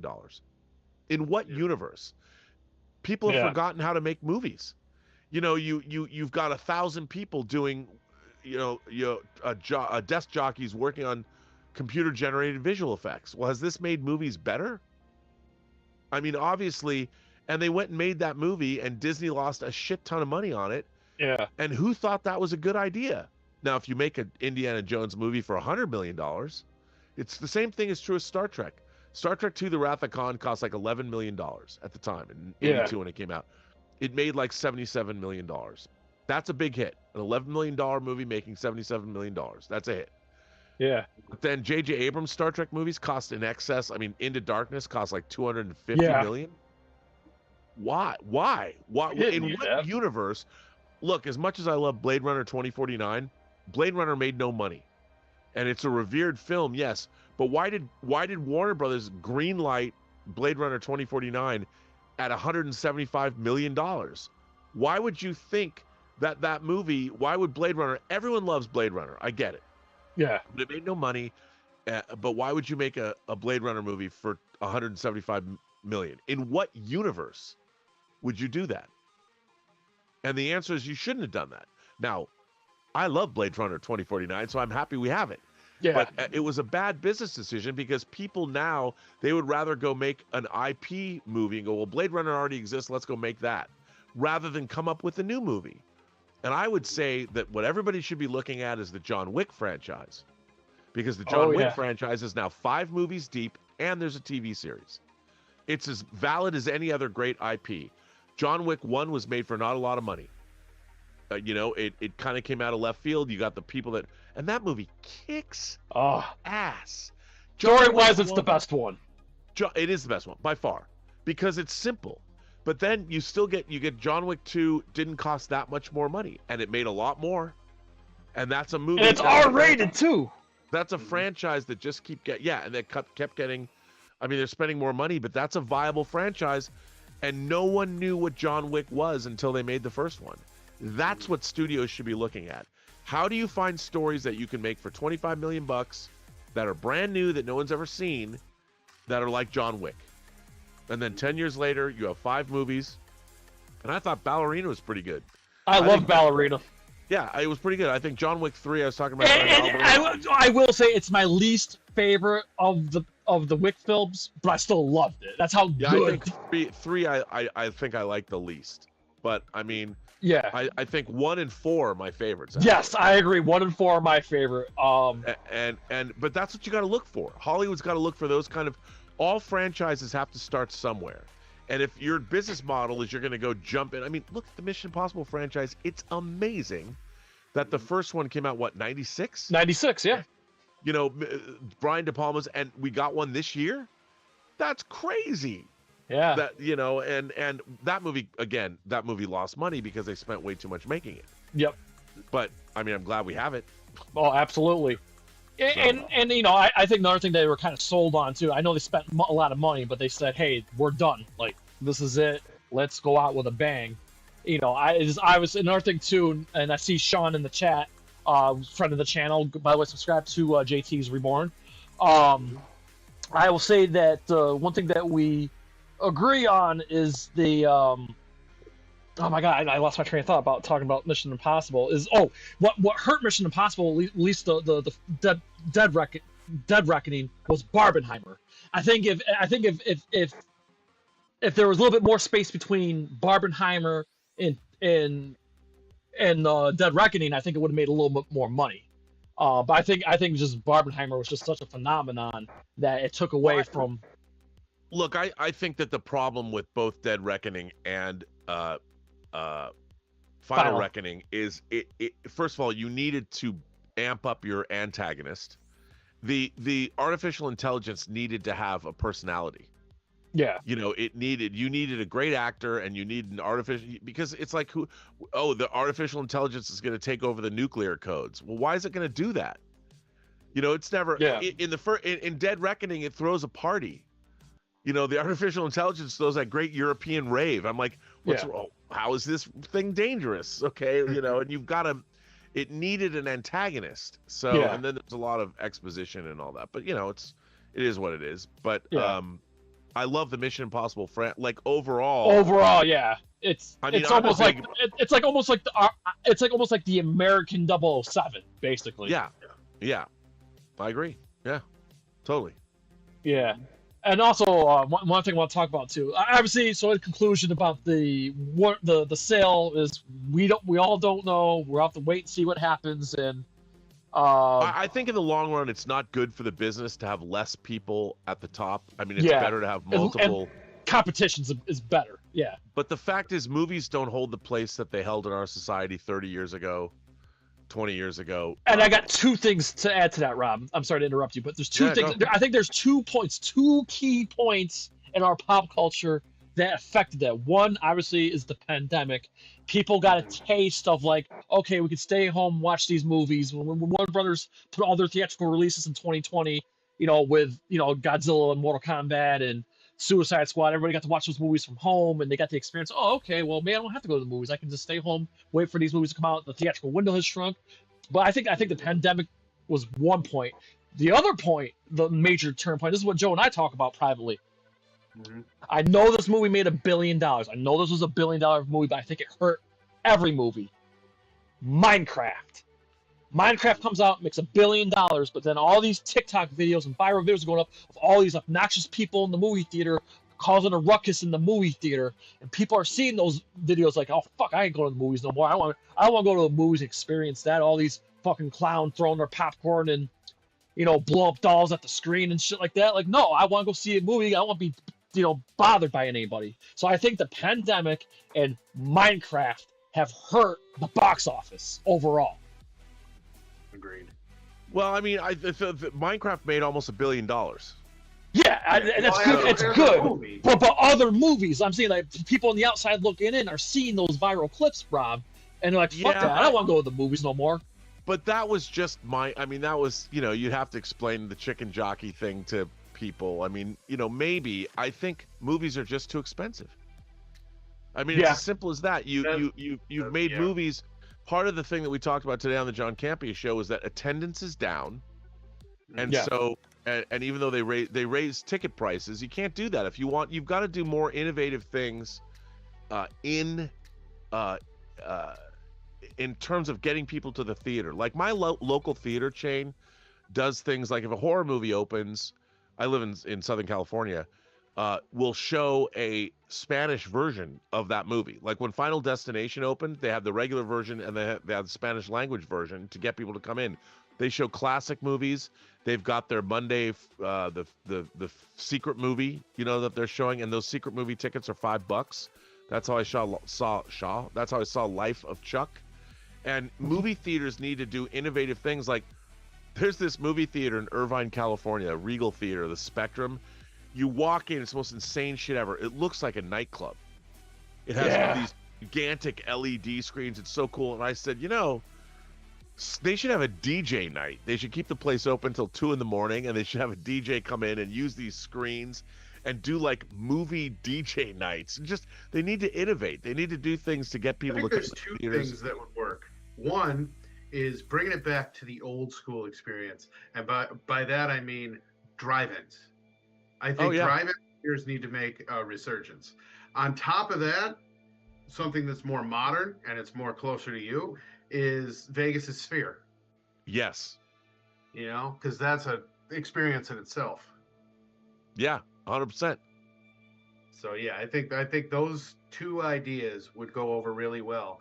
And for drive-ins, you don't have to charge as much. You got carloads of people. You know what I mean? So I mean, if you can make a resurgence with that, I'm pretty sure that would go over well. 100%. Yep, I agree. Yeah. Also, I'm a real club member, so I spend. Well, it's different in every state, but I live in New York, so $22 a month, and I can go to movies as many times as I want for a regular. Now, if I go see an IMAX movie or what we just saw, a Screen X movie, it's just a $5, surcharge. I just have to pay the $5 surcharge, but other than that, I can go to as many movies as I want for free, basically. And yeah, totally. And here's the thing though. I'm also single with no kids, so I understand when families, it's difficult for families to get to a movie theater where someone who's single with no kids. Yeah, I'm going to take advantage. I want to see as many movies as possible so I can get my money's worth each month, for my Regal Club. And again, today I saw Predator today. Tomorrow I'm seeing Christie, and I'm seeing Eternity as well. So like, I make sure I get my money's worth every time I, every month, But I think that's another thing. Is I think that's a good idea because it's a good way to compete with streaming services. Is say, hey, if you do okay. So Rob, you know what they need to do? Yes, I got this monthly pass. They need to make family passes. Like they need to make something like a family membership. That's a great idea. That is because a great because like look at Nintendo. So Nintendo have Nintendo Switch Online, right? They have the one person package and you got the family package, and I think it's $20 a year for a single person, but if you have a family of four, for 4 like online accounts for a year, I think it's what, $50, Joe? Yeah. $50 a year? Yeah. So like Regal and AMC, these guys, they need to do the same thing. They need to have like a $20 pass for like single people, or do like a $30 family like pass, family of 4 or something, to go to the movies. Switch Online family memberships are $35. Yeah. Yeah. Okay, yeah. So I'm saying that they need to implement that. So movie theaters need to implement that. So they need to have like some kind of like family package. Mm-hmm. Yeah. 100%. That's just my idea. It's just they have to start, actually actively thinking of these options. Yes, but and also it's hard because, again, that requires it requires work and innovation. And now, that's something that we now live in a society, when we live in an algorithmic society where we don't have a lot of people that are mavericks. They're beholden to shareholders. They don't get to try a lot of things because everybody when everybody's beholden to shareholders or beholden to their stock price and all that, you have to be very cognizant of that, or you can lose your job very quickly. But in a way, it's sort of stifling our whole civilization. It is. You know, when everybody is raising prices because they're losing profits, there's only so much money we all have to pay out. The one company that I could bring up that's doing that way too much right now is Microsoft. The reason I say that is because, I mean, look at the CFO trying to push this 30% profit margin across the board with gaming now. They had to lay people off. They had to cancel games. They had to do all these. Are you referring to Xbox and what's happening with Xbox? Yeah, they had to do all these decisions just to maintain that 30% profit margin. Well, I mean, and that's ridiculous.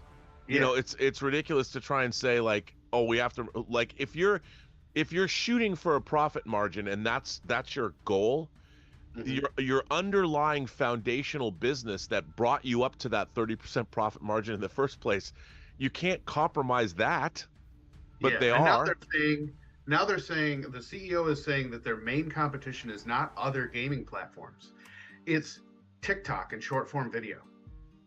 Well, I mean, that's ridiculous. Which, I mean, I understand what they're trying to say, but you're not going to get rid of that. It's unfeasible to think that you can. Well, you can look at anything and go, you know what drives gaming most of all? Great games. Exactly. And that's it. You know, and I remember throwing in Ghost of Tsushima for the first time, and I'm like, holy shit, this is incredible. Yeah. You know, and like, look, I don't care. I can't wait for Grand Theft Auto 6. Which just got postponed again. I know. Well, because they're going to make it the greatest. Look, everyone knows that Grand Theft Auto 6 is going to be the greatest video game of all time. Me and Jay were talking about this offline. I think what they're doing, because they don't want to give a shock of we're going to delay it to this point, they're doing the delays in increments so they can soften the blow. I think initially, I think what's going to happen eventually, they're going to put it on the next gen. I think they're going to do that, and if I were to kind of predict here, I think they're going to do it as a launch title so they can justify the price point. I think you're probably right. That makes sense, and you know, worth it. Don't care. $5,000. Yeah. I mean, the more they delay it, the more time they have to perfect it. I mean, can you imagine? The only thing I have to say is they better actually do that.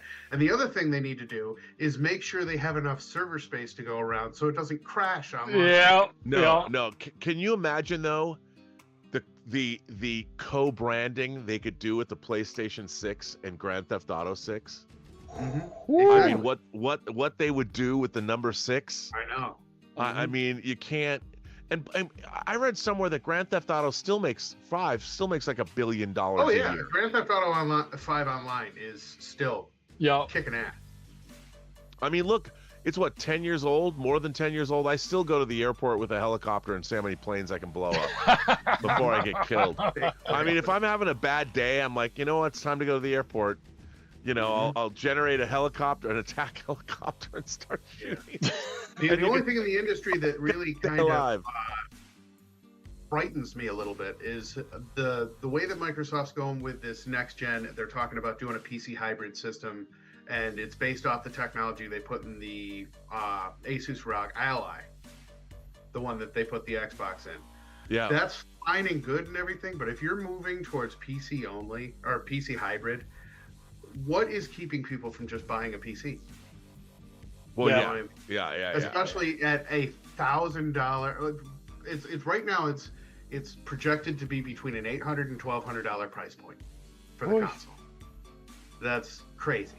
I mean, yes, it's PC hybrid, but you can build a PC for that. Oh yeah. You know, so why wouldn't you? And on top of that, if the rest of I don't think Nintendo will ever do it because Nintendo's traditional. But if PlayStation sees this work and follows suit, you lost consoles pretty much across the board. And on top of that, unless they have some contract, if they don't, because they're losing exclusivity.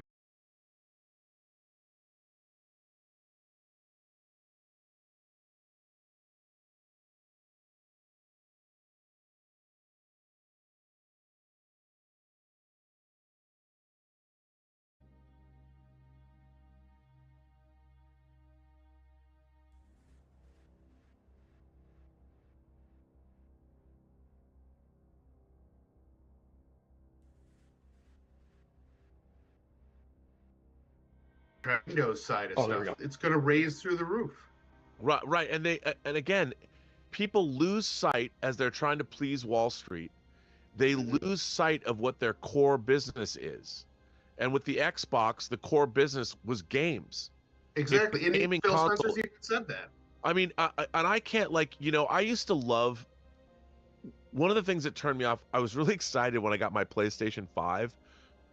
I love car racing games, and I was really excited to get the Hot Wheels game for PlayStation 5.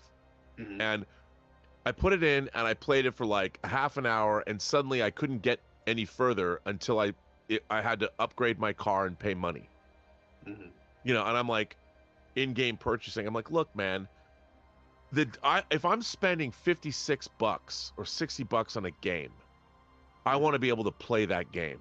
Yeah. I want to have to suddenly start playing, and that really killed gaming. I mean, it was a really hard. That was a hard pill to swallow. You didn't have to do that, and now they've because why? Profit margins. But what it did was ultimately, it killed gaming. I mean, it didn't kill all gaming, but it's like if you're playing a Ghost of Tsushima or whatever. Look, I can't wait for the new Onimusha. I love Capcom games. I loved Onimusha 1, 2, and 3. I loved Devil May Cry. You know, the first. I love those games because they were very similar in gameplay and stuff. Loved them. I don't understand why they haven't made an SSX. I love the snowboarding games as Uber. Why don't we have? Where are those games? I mean, those were games that you could put in and just do runs. Like, that was a video game I could put in, and if I had 10 or 20 minutes, I could rock out on SSX and then go somewhere. Yeah. Like if I was waiting for Elizabeth to finish getting ready or something. Did they combine it after that and they put it under all X Games and they just did a big umbrella game of it? I think look, man, I just want an updated PlayStation 5 SSX. Not SSX tricky, just SSX, and and that's why when I was looking at the gameplay and the graphics for Onimusha, I'm like, oh, I'm in. My roommate's excited for it too. I mean, I loved those games, and they're pretty simple. They were more like 3D. They were not the kind of games that were modern. They had sort of an old school feel to them. But they had their own. Yeah, and same with Devil May Cry. But I just love those games. Are so satisfying to play. And they were just, they weren't like giant sandbox world games. They were they sent you on a certain path and you had to get through the path, and I loved it.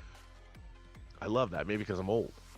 But then Red Dead Redemption 2 and Ghost of Tsushima, and I love those games as well.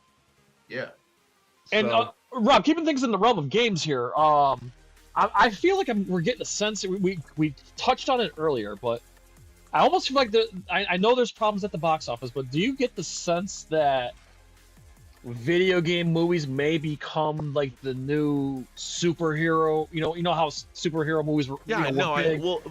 The thing is, you have an entire generation of gamers that have been growing up from a very young age playing these games. Yeah. And like Mario Brothers was a perfect example. When they made Mario Brothers in '93 or whatever, they didn't know what to make of it. They didn't know what to do. They didn't.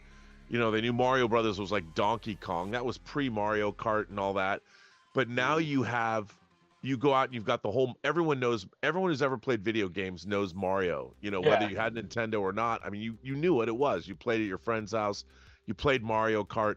So when they do a Mario Brothers movie, you've got an entire multi-generations of people that if you give them a good time at the movies, it's recognizable. They're like, yeah, man. I mean, I can't believe 1.3 billion. Yeah. How do they fuck up Assassin's Creed? Yeah. Like you're going back and forth in time. Don't do that. Just make a movie set back in the day about a cool. I mean, that costume alone from the first Assassin's Creed game is badass. I want to watch that guy. Yeah. Make that movie. Just make the movie that we get, that that people love.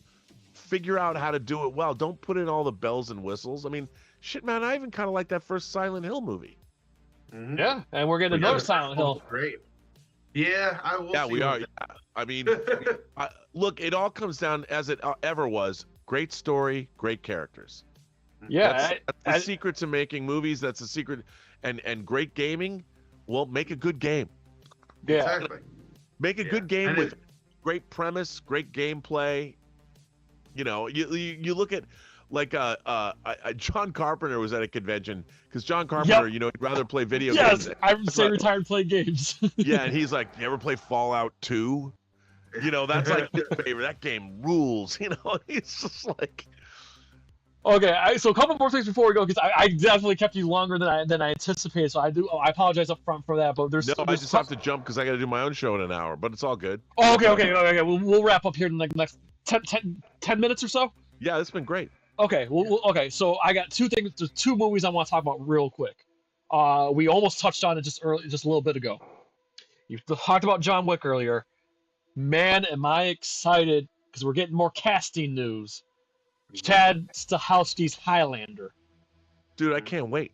Let me ask you something. I gotta ask. I have to ask. Does Zack Snyder have his hands on this film at all? Because everybody being casted, at least most of them, have been involved with Zack Snyder's projects. It's just kind of odd.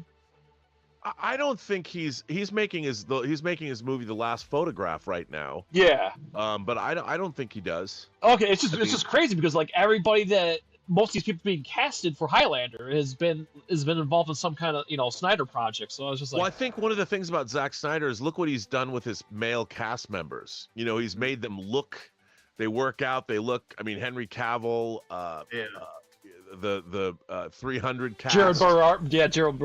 Butler. I mean, all these, and you look at these guys and you think, who could play Highlander? There's not a lot of people in Hollywood that can be a leading man, but also look the way Connor McLeod is going to have to look now. Yeah. Also, I appreciate the fact Chad Stahelski came out and said that he's keeping the Queen soundtrack. He's not going to alter. He's keeping the Queen soundtrack. Yeah, I mean that's because Who Wants to Live Forever? I mean, what was I watching? Was it the Stranger Things? Yeah, it was. It was the Stranger Things season 5 trailer.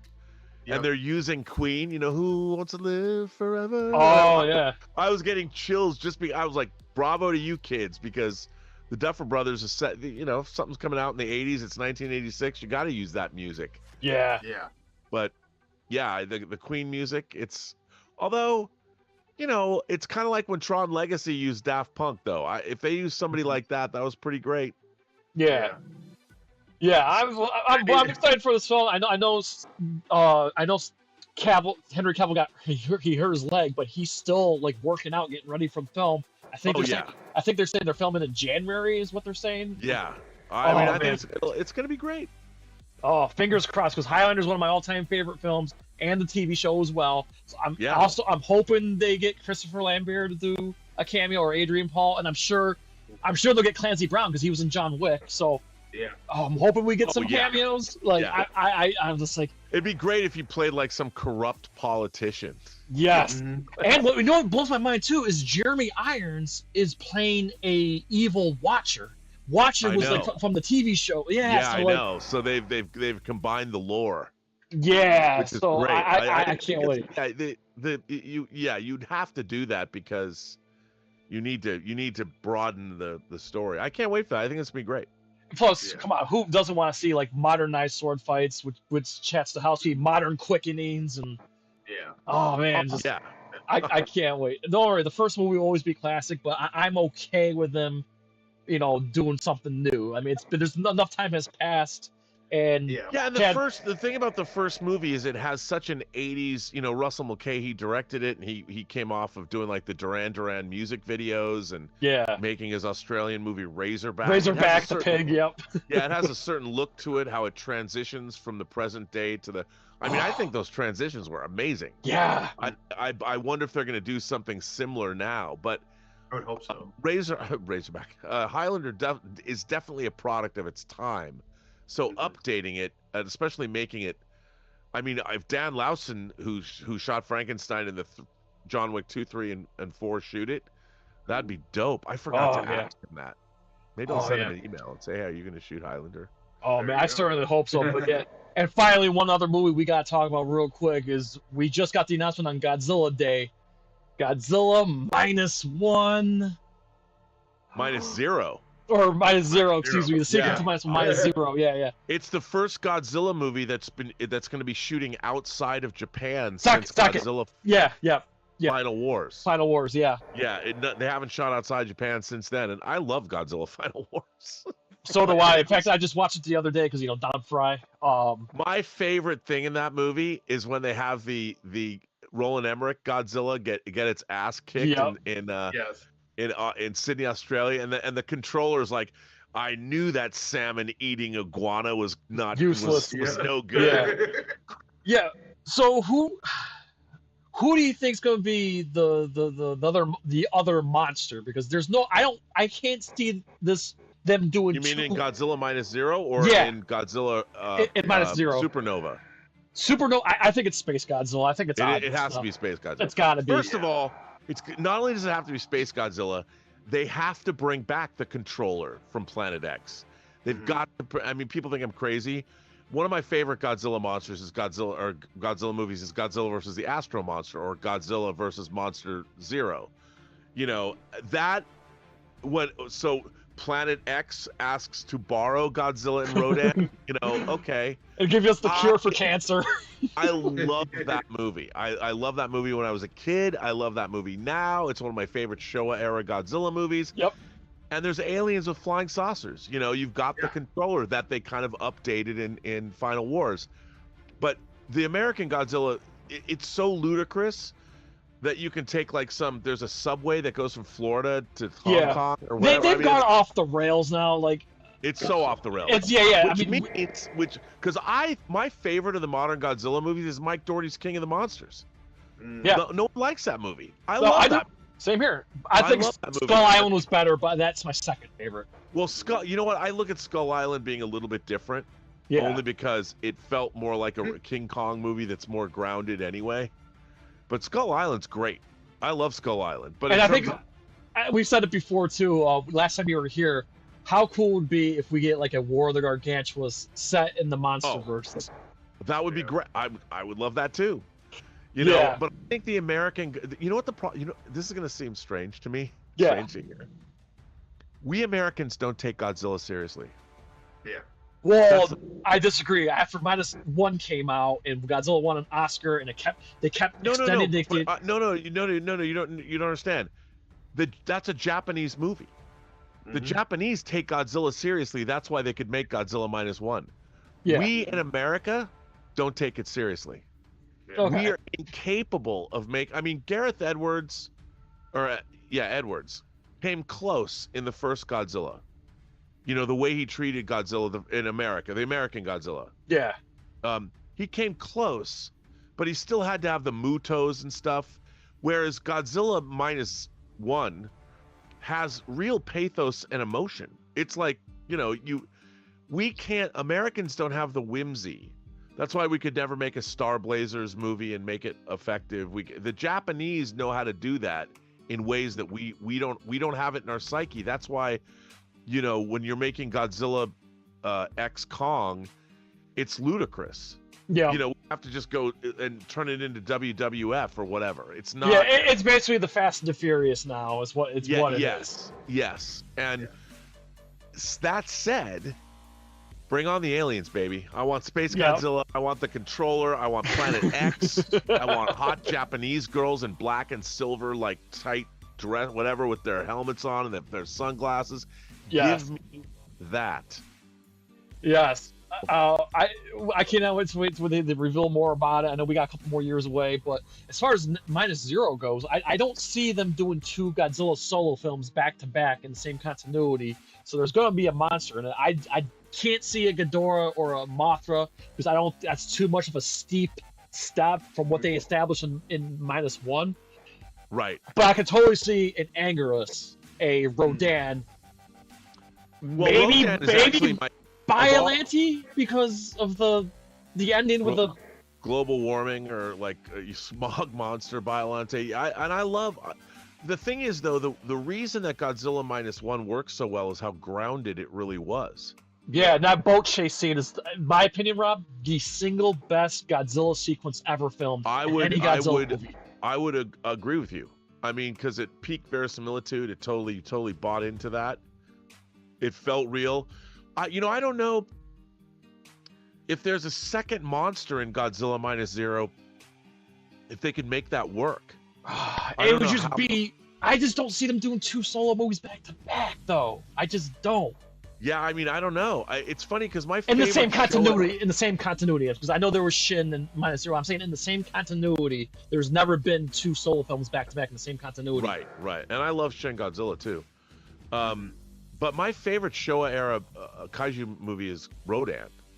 Yes. I love because Rodan's like a cross between a horror movie and because the whole opening when the miner is in the hospital, and I love that movie. But then again, it's tough because once you have 2 giant monsters fight, you move into a different realm of movie. Yeah. I mean, you can have one big giant monster and buy into it, but once Godzilla is fighting another monster, you've passed a certain level of reality and pathos. That's why Shin Godzilla works too. Yeah. Because it's a single, Yeah, I'm just saying, like, the reason why I threw in Rodan and Anguirus, Baragon, Baron, like those are they're another dinosaur type creature, so it's believable. Whereas like King Ghidorah's not coming from space, Mothra's not gonna come from Infant Island. Like I don't think they're gonna steep that far. I think Godzilla's gonna be in Supernova. Yeah, but as far as like in the -1 timeline that we're getting here, I just think if they're gonna bring another monster in, it's gonna be a more grounded monster, not a magical or space monster or nothing like that. Right. We already know. Monster bursts off the hinge. Yeah. Yeah, it would be interesting to see what they're gonna do. Yeah. 'Cause I don't know. I really don't know. And my last topic here, we'll wrap up here at 11:15. My last topic for you, Rob, because you're from Seattle. My favorite band is Soundgarden. As you may know already, this Rest in Saturday. peace, Chris Cornell. Yes, this Saturday, Rob, Soundgarden gets in at the Rock and Roll Hall of Fame. I knew that. And are you excited? I'm very excited, and Jim Carrey's going to induct them. I'm very excited. We're going to see the surviving band members, including Haru Yamamoto, who played in the first 3 albums. Yep. And then Mike McCready from Pearl Jam's joining. Jerry Cantrell from Alice in Chains is joining. Like, I cannot wait to see. And then you got Taylor Momsen, who, by the way, was with Jim Carrey in The Grinch. So we're getting a little reunion there. I'm so excited that finally a band that I grew up with. Well, you can throw in Metallica too, but finally my favorite band, a band that I grew up listening to, is in the Rock and Roll Hall of Fame. I'm overjoyed. The only thing that sucks is I wish they got inducted while Chris was still with us. I know. That's my only problem. I'm glad they're finally in, and Kim Thayil's got a book coming out too. I'm really excited. You'll have to go watch Cameron Crowe's Singles and watch Chris Cornell perform on stage. Yeah. He's in that movie. Yeah. I love that. That soundtrack rules, by the way. It does. Birth Ritual. But yeah, I'm so excited for the Rock and Roll Hall of Fame induction this week. And I just want to know what your thoughts are about Soundgarden and their legacy. Well, obviously, being from Seattle, I was it's funny, I moved to LA right before grunge broke. Yeah. So, and I was going back and forth to Seattle a lot and going to those clubs. Nirvana played my college. I saw Nirvana in college at the Evergreen State College.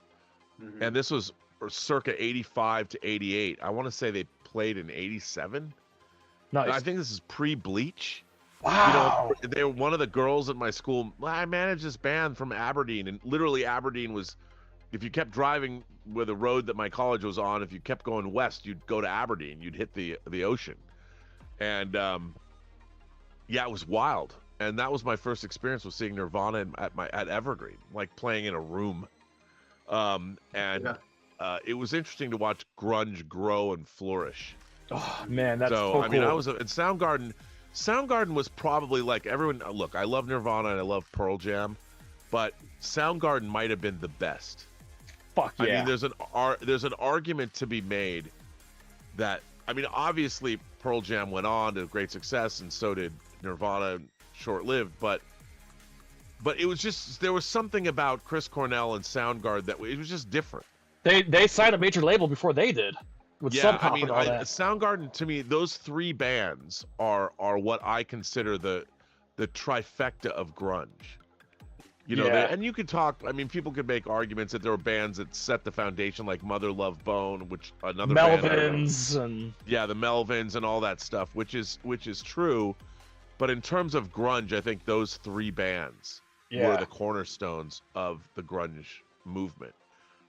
You know, it's funny. It was funny too because when like grunge fashion started to take over, people were wearing flannel shirts and stuff.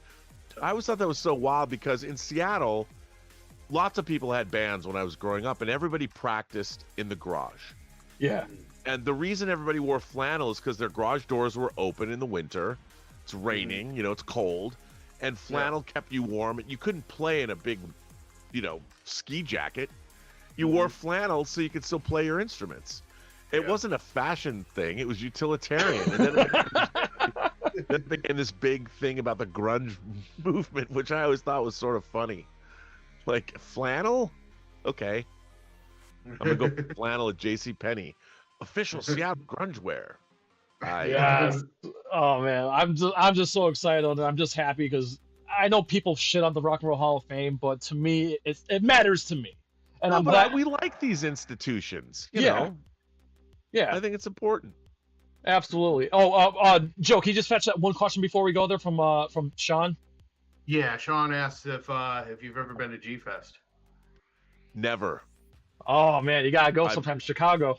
Yeah, I've never been to G-Fest. I'd love to go. I've never been to Anime Expo, and I've never been to G-Fest, and I should go.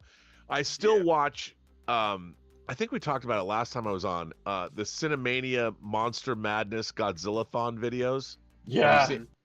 Yeah, they're like 15 years old now. And the guy who did like, Cinemassacre. Cinemassacre's Godzilla-thon videos. Yeah. James Rolfe. Yep. Yeah, and my favorite one is Destroyer. His video for that. It's the funniest. That's one of those videos that I've been watching for 15 years that I'll go back and occasionally, you know, my early YouTube videos that I had in my YouTube playlist or whatever was his Massacre, Monster Madness, Godzilla-thon. I love those. Actually, he reviewed all the Showa era Godzilla movies. Actually, that's how I discovered AVGN. Honestly, it was because of Godzilla-thon when he did for the Monster Madness. Yeah, 2007. I remember like it was yesterday. Yeah, when it was new, when YouTube had just started. Yeah. And it was his voice, and now he's gone, like, he grew up. When I see pictures of him now, it's been like 20 years. He's like an older dude. Yeah, he's older than me. He's in his mid-40s now. now. Cinemassacre is like this great, it's much more respectable. You know? Yeah, I mean, they basically, credit to them, that's kind of what they made YouTube what it is now, basically.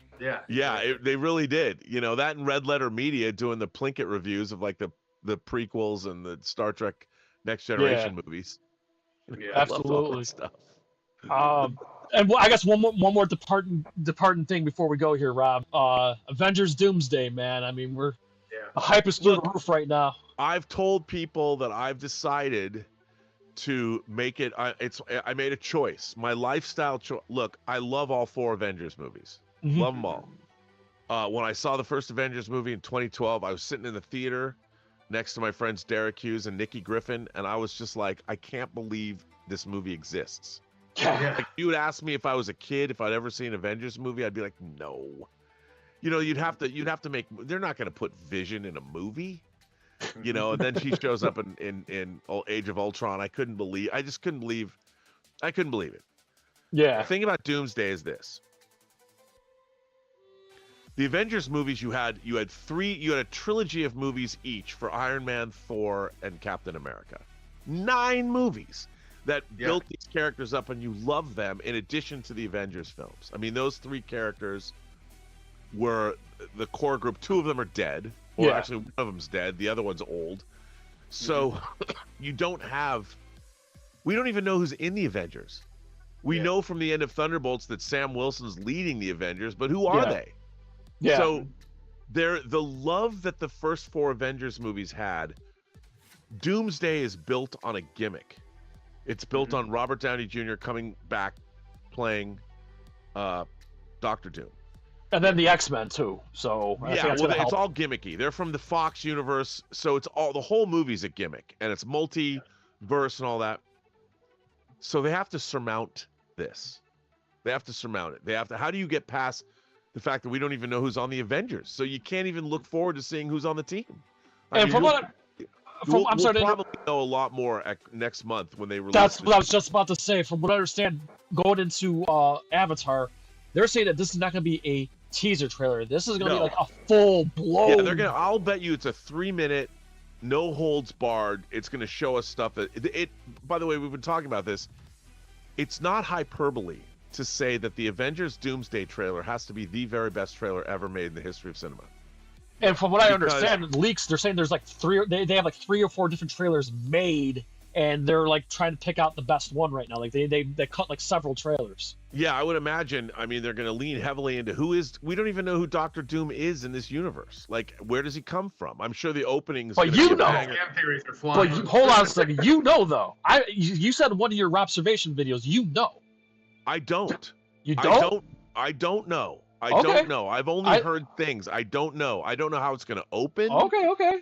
I mean, I've read. I'm not calling you out or accusing you. I just could No, I did read. I mean, I reread the whole Secret Wars Battle World storyline. That they're taking from, but I don't know how they're going to adapt. I mean, the Age of Ultron storyline is not anywhere near what the movie was. So I really don't know. There are things I do know, but I don't know the key points about anything.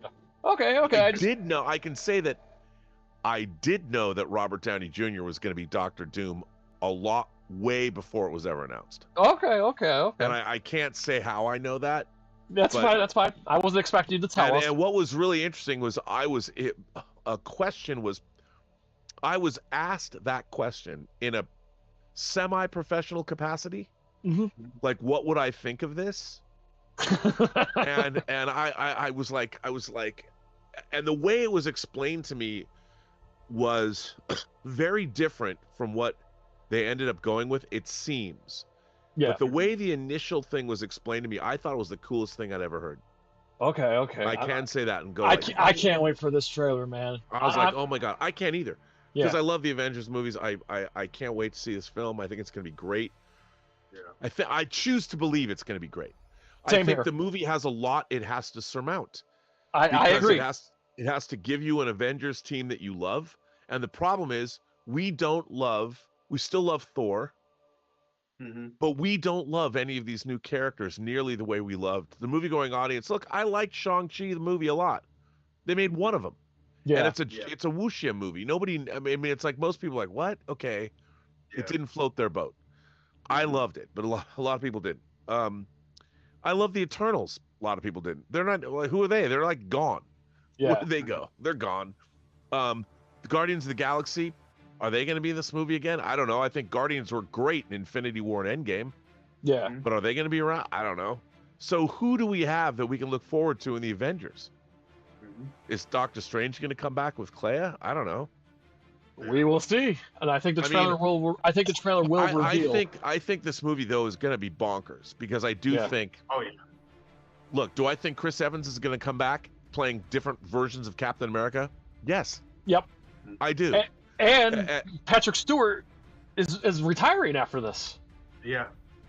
Oh, I can believe it. He's old, and yeah, he's he's 86. I believe it.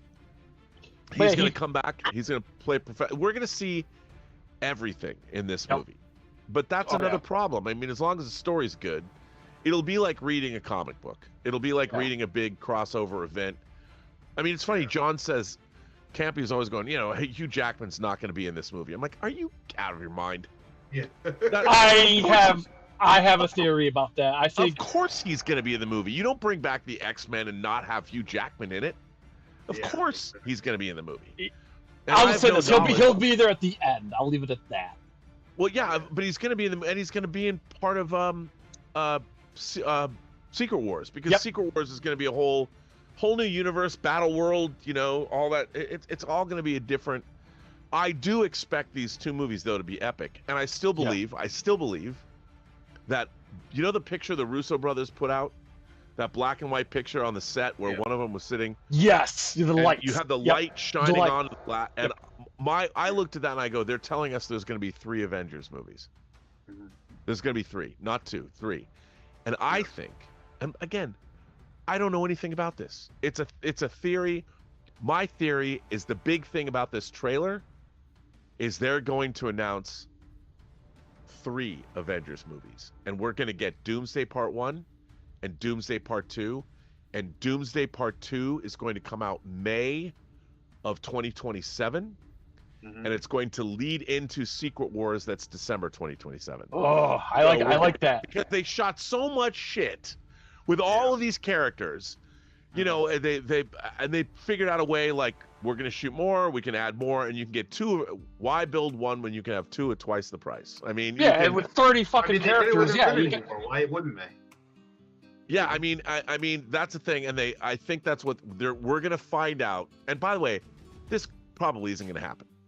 It's probably not gonna happen. But it was my theory after looking at that light. The light is shining on the wall, and you see what looked like 3 Avengers symbols. Not only that, isn't that a recreation of when he did the original?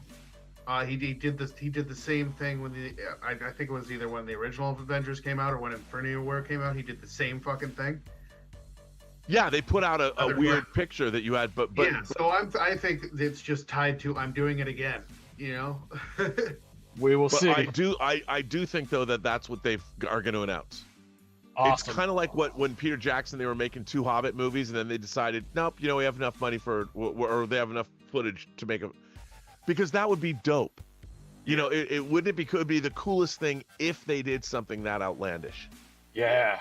So, and who would care? You know, they just have shot so much stuff that they realize that, oh, you know, even if you let the characters, because they do a lot of improvisation in those movies. You've got the script, you shoot the script, but the script is so big with so many characters. Let the scenes play out. Yeah, a lot of personalities. Didn't they already say when they did that chair name reveal thing that was only half the cast? Yes. Yeah. Yeah, they haven't done Chair Watch 2. Yeah. You know, and I think they're gonna reveal that, because even like what people don't understand is, so like when you cut a movie together and you put everything that you shot and you've shot a 120-page script, you can wind up with a 4-hour cut of that movie. You know, it's even though, because normally the conventional wisdom is 1 page lasts 1 minute. Yeah. But if you've shot a lot of improvisation, and if you've gone through and workshopped every scene, because they talked about that on the first Iron Man movie. Jeff Bridges talks about how they were rewriting scenes. So in this movie, you have a script, you get all these personalities and actors together that have been doing this for, the X-Men have been around for 25 years, and then you've got the Avengers cast. They've been working since 2008. They've all got ideas, and so suddenly a scene on a page that might be three pages long suddenly becomes 9 pages, because that's what they've shot. They cut it together and they realize this is some great stuff. So they cut together. They what if they had like a 6-hour cut of Infinity or Doomsday? Yeah, and all of it's great. And they're like, you know, and they already spent the money. Yeah. And so and they always built in reshoots anyway. So they go back in. I mean, this movie Doomsday is not coming out till Christmas of next year. Yeah. So we're not getting it for a year. Rob, I'll be turning 40 on next Christmas. Like my birthday's December 15th. So when I turn 40 in December 2026, my birthday gift is going to be Avengers Doomsday for my 40th birthday. So you might very well get 3 Avengers movies. You'll get, I mean, and that would be my thing. It's going to be Doomsday Part 2, and Secret Wars. I love it. Because I why love not? it. Because exactly. The thing is, if they, and everybody's talking about, I mean, the word on the street is, that this movie's really good. Yeah. And so, why not? Yeah. I have faith. All right, that being said, let's wrap things up here. So, Rob, again, thanks so much for your time. I need to borrow you for 1 minute after we're done here. But Rob, you got a message? Anything you want to promote real quick? And you got a message for NerdCage Nation? Well, yeah, the message to NerdCage Nation that I have for all of you is that, you know what? You can choose to like things. It's always better to go in and get excited about things that you haven't seen, because you haven't seen them yet. Yeah. I mean, you can either choose to believe they're going to be good or choose to believe that they're not. Why not believe they're going to be good? Yeah. Life's better that way. And the things I want to promote, my audio drama, if you like audio dramas or books on tape, this audio drama, I approached it like making a movie. It sounds like it's a movie if you listen to it, if you get the 5.1 version and you play it in your home theater on a sound bar with 5.1 sound. It's very immersive. I'm very proud of it. It's totally star-studded. You can get it at truenoir.co, not com, but just co. So truenoir, TRUENOIR.co. And then a movie I produced, this movie called White Devils. We have a special internet preview of the film. You can get it for $10 at whitedevilsthemovie.com. And I'm really proud of it. I produced it. We made it for very little money. So support independent cinema at whitedevilsthemovie.com. And support physical media. Yes. All right. Which I'm surrounded by. I see that. And then Joe, real quick, we'll just plug one thing, Joe. So Joe, Sunday on Twitch. Yes, Zelda Wind Waker HD. We begin our playthrough. Yes, twitch.tv/NerdCage Live, and of course, mark your calendars for Saturday, December 13th for Cheesy Movies for Charity 4 Aliens Babe Galore, as we watch terrible movies and try to raise $2,500 for St. Jude's Children's Hospital. That being said, thank you very much to Mr. Robert Meyer Burnett. Not only that, he is a gifted filmmaker and the leader of us nerds here. We're the luckiest nerds on the planet to be able to hang out with him, and we hope to have him back again real soon. But everybody, we appreciate you to like, comment, subscribe, ring that bell, and spread that shit like whatever, like the T-virus. So the USA from yours truly, the land of the orange of Syracuse, North to our friends around the world at NerdCage Live and the Post-Geek Singularity. As always, enjoy life, stay safe, eat your vegetables, do your push-ups, go to the gym, all that good stuff. Good night, God bless, and have the best day of your life. Yes. Good night.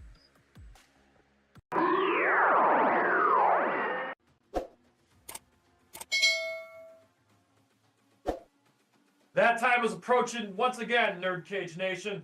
That's right. Mark your calendars for Saturday, December 13th, starting at noon Eastern, for Cheesy Movies for Charity 4 Alien Babes Galore. Let's go. This year, our goal is to raise $2,500 for St. Jude's Children's Hospital using the Tiltify app. Not only that, during the event, we will give away a Nintendo Switch 2 to one lucky and generous donor. Details on that coming soon. So join us right here on NerdCage Live for an all-day watch party event live right here on this channel, watching 5 films of cheesy goodness that feature an alien babe to make this a fun time. We'll reveal one movie each week. Exploding transition! So quick recap, at noon Eastern, we'll be watching Species, 2 p.m. Eastern, Splice, followed by Supergirl at 4 p.m. And we couldn't help ourselves, but we have to watch one of the most bizarre sequels ever made with Gremlins 2. You know, the one with Greta, which is streaming for free on HBO Max, which we'll be watching at 6 p.m. Eastern. Once again, we look forward to ending this season of NerdCage Live with a bang for a great cause, raising money for one of our favorite charities, and we have no doubts that we could do it with your help, NerdCage Nation. And be sure to like and subscribe to NerdCage Live, and we look forward to working with St. Jude's once again for Cheesy Movies for Charity 4 Alien Babes Galore. Thanks so much, NerdCage Nation. We will see you Saturday, December 13th.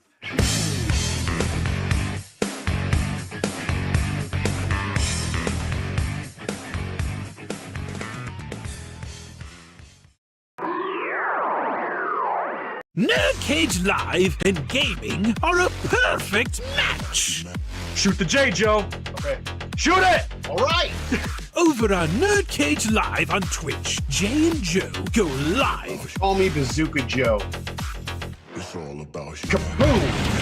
Playing both old school and new school games every Tuesday night. Ooh, what a sight! Jay, stop looking at her face and run.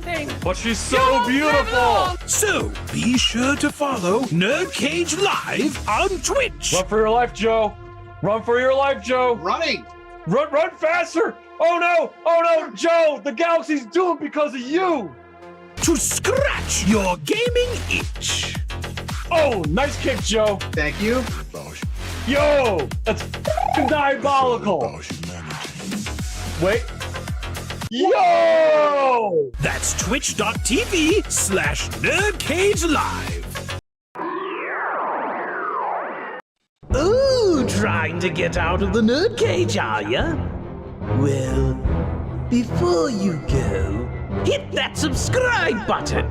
And if you're really intrigued, ring that bell. Thank you for dropping by. Until next time.